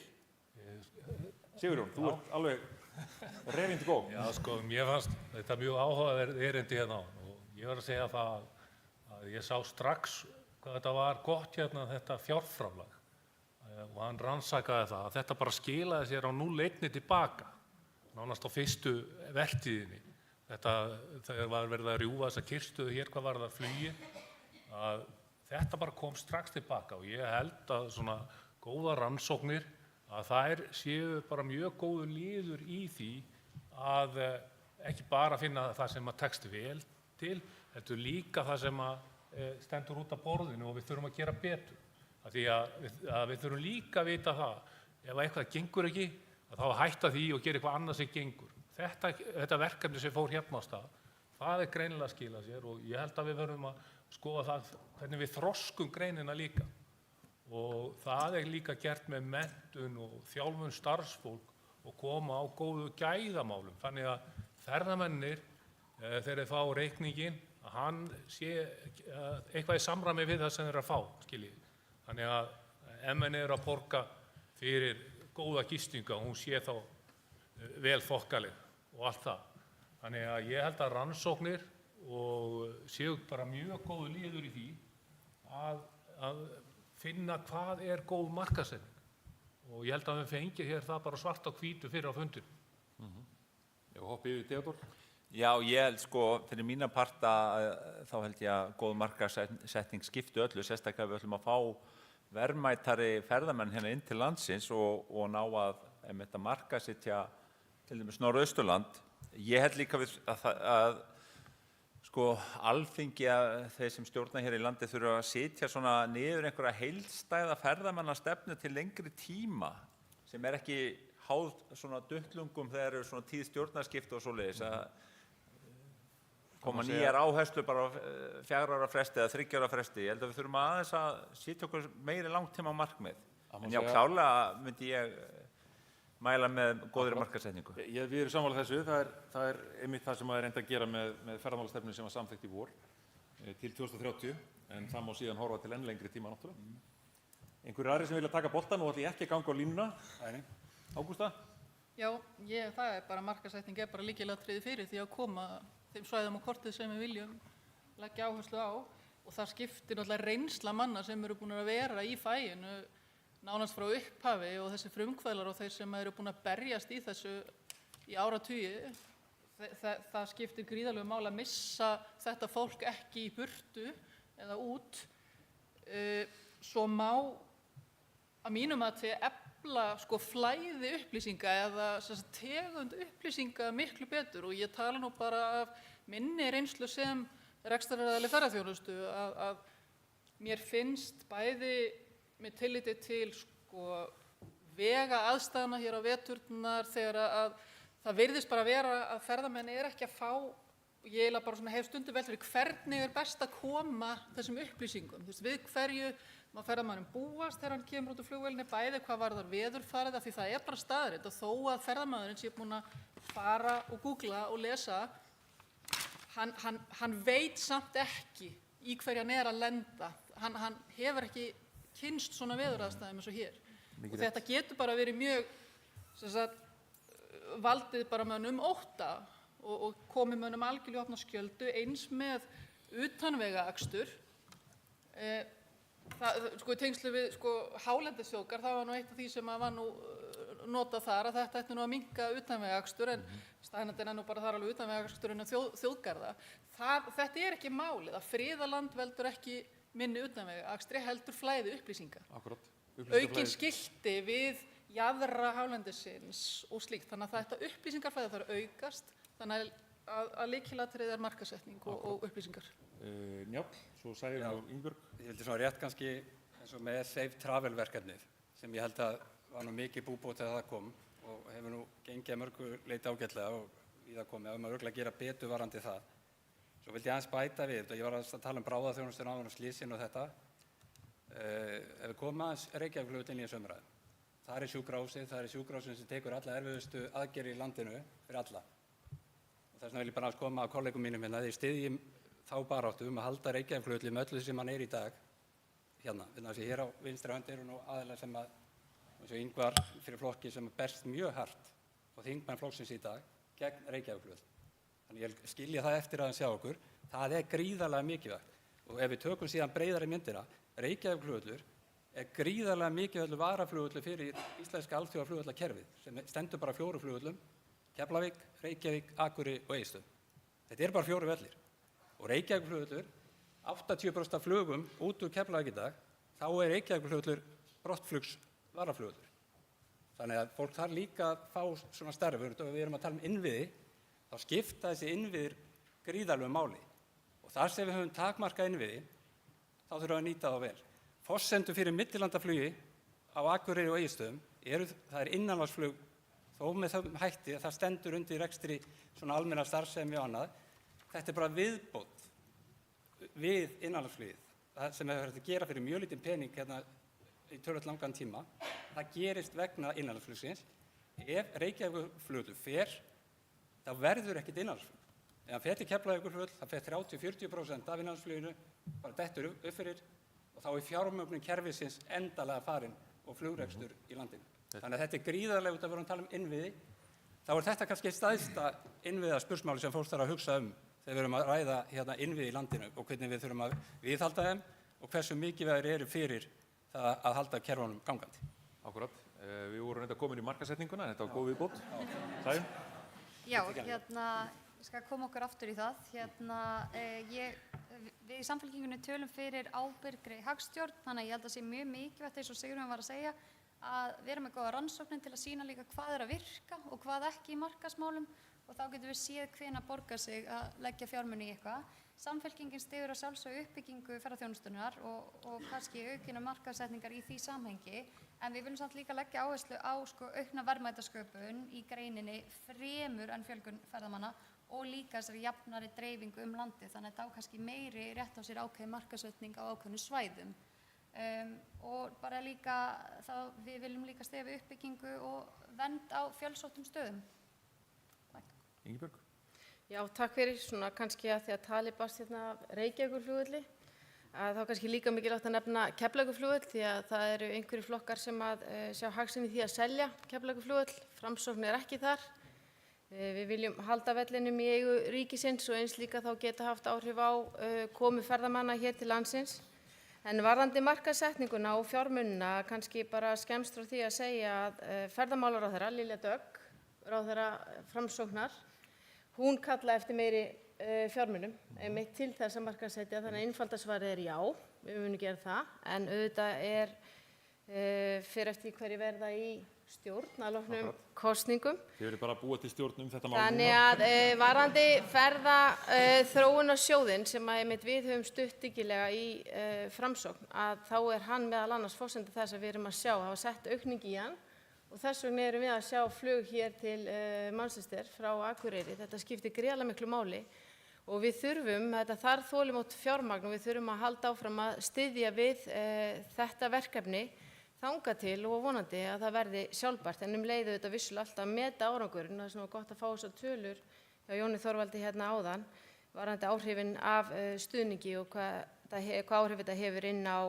svæðin. En svona varðandi líka bara markaðssetninguna og fjármuni, að þá tengjast verkefninu þetta líka kannski stóru myndinni og það var verið að tala hérna áðan að það væri búið að selja norðurljósin, þau væri ekkert jafn spennandi núna og áður og þá þurfum við að hugsa ný verkefni. Og horfandi hingað á þetta svæði og horfandi á ferðaþjónustu allt árið að þá langar mig að nefna vetrar íþróttamiðstöð Íslands. Það í rauninni verkefni sem var stofnað í kringum vetrar íþróttir hér á Akureyri, skíðasvæðið, skautasvellið og svoleiðis. En stjórnin, þar sem ég meðal annars siti í, við höfum rætt þetta mikið og við viljum útvíkka verkefnið og það hefur verið haft samband við sveitarfélögin alveg til Sauðárkróks og víða allt hér á Norðurlandi, fá þau í lið með okkur vegna þess að hér var verið að nefna snjósleðar á Mývatnssveit, það jafnvel hesttölt þar líka, það gönguskíði, það svifskíði, bretti, það motocross, það svo margt í kringum vetrarþjónustu sem hægt að í rauninni laða einstaklinga að einmitt í kringum veturinn. Og þarna segull, þarna öflug sveitarfélög á baki ef við náum öllum saman borð og þarna hægt að styrkja svæðið og styrkja ferðaþjónustuna allt árið kring. Þannig að það eru tækifæri, við þurfum líka að grípa þau og hafa trú á verkefnunum. Og þetta eitt af því sem að... Já, takk. Já, til að byrja á að bregðast því sem að Njáll Trausti sagði, að þá það mjög skýrt í stefnu Viðreisnar að flugvöllurinn í Vatnsmýrinni ekki að fara neitt, nema mögulega einhver annar betri kostur eða minnst kosti jafn góður myndi finnast sem að og framtíð innanlandsflugs og sjúkraflugs tryggð. Viðreisnar verður hins vegar ekki haft þingmann úr þessu kjördæmi og ef ég næ mínu markmiðum að verða það, þá bara hlakka ég til að standa í því með því Njáll að tryggja innanlandsflug og sjúkraflug sé sem best tryggt. En með markaðssetninguna að þá segi ég að ég til, ég hins vegar ekki með Excel-skjalið fyrir fram mig og búinn að vera með seinustu daga eins og einhverju kollega mínir hér, en ég ger mig fyllilega grein fyrir því að þetta sé mjög mikilvæg fjárfesting og þetta sé líka fjárfesting sem að kannski maður sér ekki með jafn augljósum hætti ávinningin af og til dæmis sem maður myndi bara setja peningi að byggja upp einhverja legudeild og síðan sjúklingarnir komnir þarna inn að þetta fjárfesting sem að ávinningun ekki jafn augljós og kemur fram með lengri tíma. Ég var til dæmis bara með vinum mínum í dag að rifja það upp þegar hann var í framhaldsnáminu sínu í London í fyrra og allt í einu bendir ykkur á það að það sé frétt á The Guardian heimabæinn hans Akureyri og margt sem bendir til þess að þar hafi Markaðsstofa Norðurlands verið að baki og Markaðsstofa Norðurlands heyrir undir það ekki SSNI og SNVF, að mér skilst? Jú? Ekki? Nei? Ok. Það líka mikilvægt að þegar til dæmis að tala skógaböðun að við tryggjum fjármagn til sóknaráætlunar og uppbyggingasjóða þegar mörg verkefni eins og til dæmis skógaböðun sem fengu upphaflega styrk fyrir startkostnaði gegnum þannig sjóði og þeir sjóði því miður hafa stundu þurft að koma til fjárlaganefndar og fellandi. Nú þarf ég að stoppa þig við. Erum við komin aðeins fram við tíma. Ég að hugsa ef ég má að syndga svona 7-8 mínútur í viðbót. Þeir sem þurfa að hlaupa í flug, þeir gera það bara rólega. Og þakka ykkur þá fyrir ef einhver þarf að fara, við höfum skilning á því. Mér skilst að enginn í partborðinu þurfa að fara í flug þegar við sitjum til 7. Sko, við erum búin að snerta á ansi mörgu, en það mjög mikið af rekstraraðilum í ferðaþjónustu hérna í salnum. Og ég veit að þeir eru orðnir langþreyttir á skattahækkunum til dæmis með litlum fyrirvara og þykir rekstrarumhverfið margt erfitt.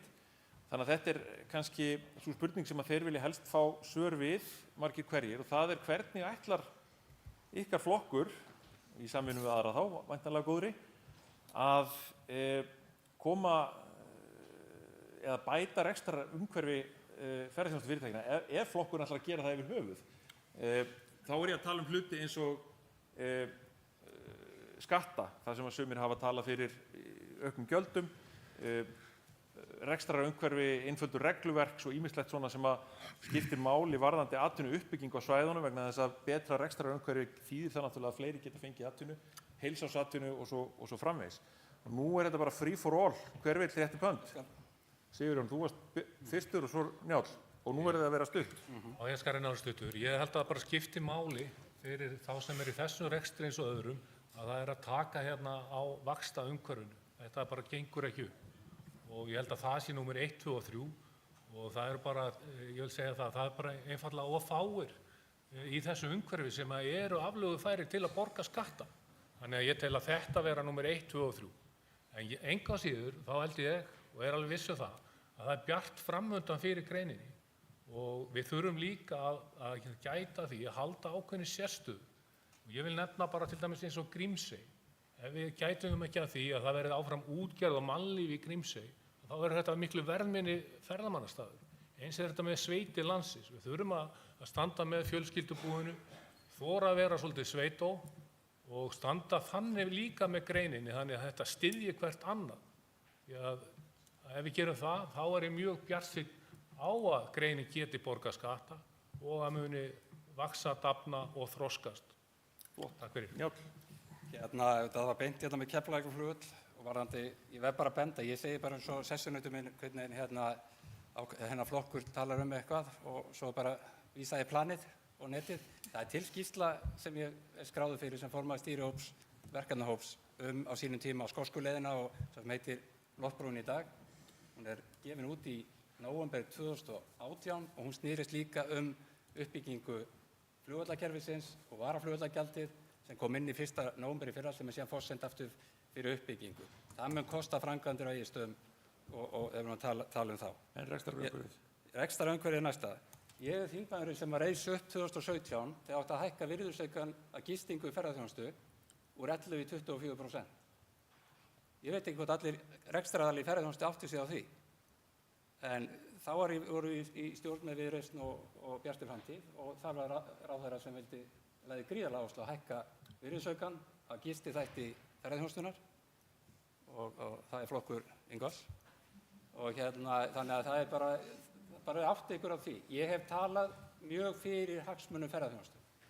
Núna síðast með tollfrelsið á litlu skipin, bara út frá ákveðnum köldum svæðum í ferðaþjónustu sem við þurfum og það búið að framlengja það.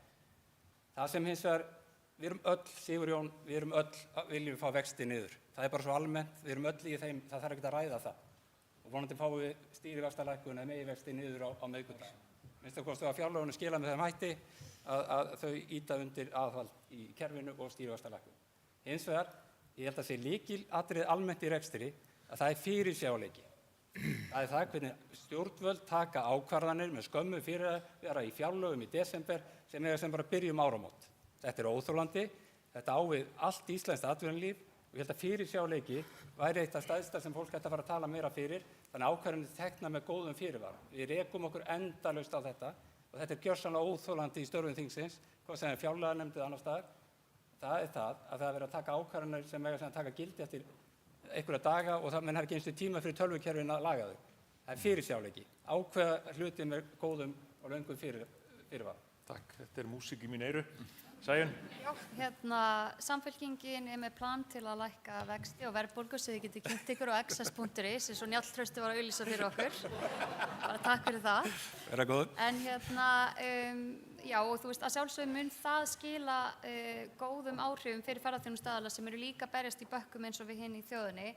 Samfylkingin hefur talað fyrir auðlindagjaldi fyrir aðgangi ferðamanna náttúruperlum Íslands en þetta auðlindagjald. Þetta ekki gjald á ferðaþjónustuna og eitt sem mikilvægt sem við tökum fram hér að við teljum bestu leiðina að vera með auðlindagjald með álagsstýringu sem breytilegt eftir árstíma og staðsetningu svo hægt sé undanskilja svæði þar sem álag vegna ferðaþjónustu er lítið, til dæmis hér á ákveðnum tímum ársins. Og hluti af tekjum sem kæmi frá þessu myndi líka renna til uppbyggingar á ferðamannastöðum land allt. Ingibjörg? Já, takk. Ekki að vera lengi þetta mikið. Framsókn við erum með svona gervigreind, Frú Sigríði, þar sem þið getið séð alla stefnunar okkar og meðal annars ferðamálin og ferðaþjónustuna. En hann Njáll kom kannski inn á þessa punkta sem ég hef búin að skrifa hjá mér. Það annars vegar tollfrelsið sem var frestað ár vegna þess að það töldu allir mikilvægt að það þyrfti að taka þetta samtal sem var búa til og hafði ekki verið klárað. Þannig að það verður boðað til þess samráðs, vettvangs, sem er mjög mikilvægt að komið fram hér því að það kom fram frétt í gær á RÚV sem var eflaust tekin fyrir einhverjum dögum síðan sem var röng en þannig að það verður eflaust leiðrétt. En síðan er það líka varðandi fyrirsjáanleikann. Við höfum alveg fundið fyrir því og þið hafið alveg vakið athygli okkar á því varðandi umsagnir í tengslu við fjárlögin að það er mikilvægt að sé fyrirsjáanleiki, það sé ekki verið að taka ákvarðanir varðandi hækkanir næstu mánaðamót þegar búið er að selja ferðir ár og jafnvel lengur fram í tímann. Þannig að það er eitthvað sem stjórnvöld þurfa að taka tillit til þegar það kemur til einhverja hækkana á ferðaþjónustuna en Framsókn talar ekki mikið fyrir skattahækkunum. Takk, ég að taka allt þetta upp fyrirsjáanleikann til að spila á fjárlaganefndarfundum á næsta ári. Ingvar? Já, við í Viðreisn og ég leggjum gegn öllum skattahækkunum og hækkunum á álögum á greinina og ég vil trúa því að ég hefði líka gert það þarna 2016, hefði þá verið 18 ára gamall þingmaður. Og já, þannig að við leggjum gegn öllum hækkunum og svo erum við líka eins og aðrir hafa nefnt, er það mjög mikilvægt að ná niður vöxtum og erum við með mínum mati trúverðugt plan til að gera það með að greiða niður skuldir. Og síðan viljum við að sjálfsögðu taka umræðan íslensku krónuna í aðdraganda þjóðaratkvæðagreiðslu þess efnis, helst á næsta kjörtímabili náum við að komast í ríkisstjórn, að þá þannig að til dæmis bílaleigur og önnur fyrirtæki í ferðaþjónustugeiranum þurfa ekki að koma sér upp yfir gengisvörnum og síðan bara vona það besta. Það er dýrt og hef ég talað við ansi marga sem helst til að komast hjá því. Takk fyrir. Ágústa? Já,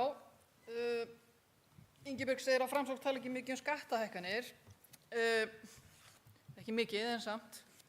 Og Viðreisn talaði hérna líka kílómetragjaldið. Þetta er galið. Þetta eykur alveg gríðarlegan ójöfnuð á milli landsbyggða og er ekkert annað en bara refsiskattar. Og þegar að vera að tala að þeir eru að borga sér nota vegina og þetta jafnist allt saman út en samt sem áður er ríkið að verða 6 milljörðum í skatta ef þetta fer ekki í gegn og sem betur fyrir þetta ekki farið í gegn.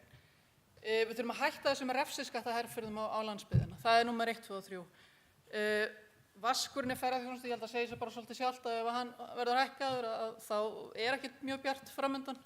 Þetta er nógu erfitt fyrir og greinin á bara bjarta framtíð fyrir sér ef við jöfnum bara skiptunum á milli landshluta. Og við þurfum líka enga gervigreind svo sem til þess að koma okkar málum að framfæri. Það er nóg að googla bara nafni til þess að sjá öflugar greinar sem ég hef skrifað bara málefni bara þessara greinar og meðal annars kílómetragjaldsins skattaívilnanir til landsbyggðanna. Það er ekkert eðlilegt við það og það er engin hvati falinn í því að vilja fara út á land með fyrirtæki eða startup fyrirtæki þegar við búum alltaf við hærri skatta og meðan þetta er algjörlega öfugt í Norðurlöndunum að þeim mun lengra sem þú býr frá aðalþjónustunni að þeim mun lægri skatta borgari. Hér gerum við akkúrat öfugt enda eru 85% þjóðinni komið á Suðvesturhornið. Þetta er algjörlega galið.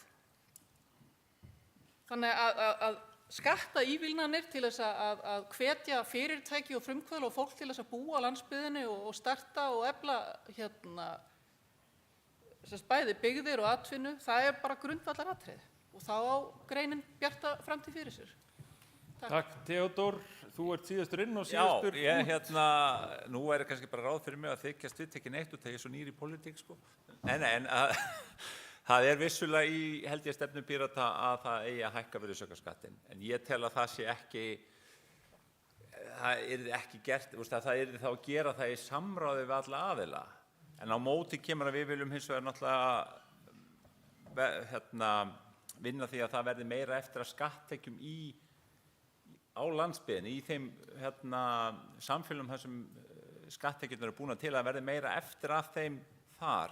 Og einnig viljum við náttúrulega líka, eins og við segjum, styðja við nýsköpun í ferðamannaiðnaðinum meðal annars og meðal annars með því að veita jafnvel skattaafslætti á ný fyrirtæki. En svona heilt yfir þá eru við ekki með þessa rosalega skemmtilegu stefnu sem er allan ekki vinsæl hér inni. Það er búið að frænka minn skammaði mig fyrir hann daginn. Inga, þú veist hvað þú ert. Takk fyrir Theodór. Ég veit að það eru ýmsir hér sem vilja veita andsvör, en tíminn er bara búinn og ég hvet ykkur bara til þess að taka spjallið hérna á eftir. Það eru tækifæri til þess að skrifa greinar og samfélagsmiðla pósta og taka það sem þarf að taka á. Mér langar að þakka ykkur fyrir og þakka ykkur fyrir sérstaklega fyrir að taka þátt í þessu og gangi ykkur vel á, ef að segja í stríðinu. Hvað okkur varðar hér þá ætlum við að misskýrst að við séum síðast til yfir á dagskrá, þannig að ég þakka bara fyrir okkur og mér langar að benda ykkur á staðreyndir og gögn sem að SAF hefur sett út á vef sinn, saf.is/kosningar 2024, þar sem farið yfir ýmsar staðreyndir og opinber gögn ferðaþjónustu sem að koma við ýmsu varðandi erlent starfsfólk, húsnæðismál, virðisaukaskatt og fleira sem hægt er að kynna sér og nýta og til dæmis í spjalli við þingmenn og frambjóðendur á næstu vikum. Þannig að við þökkum kærlega fyrir okkur. Arnir.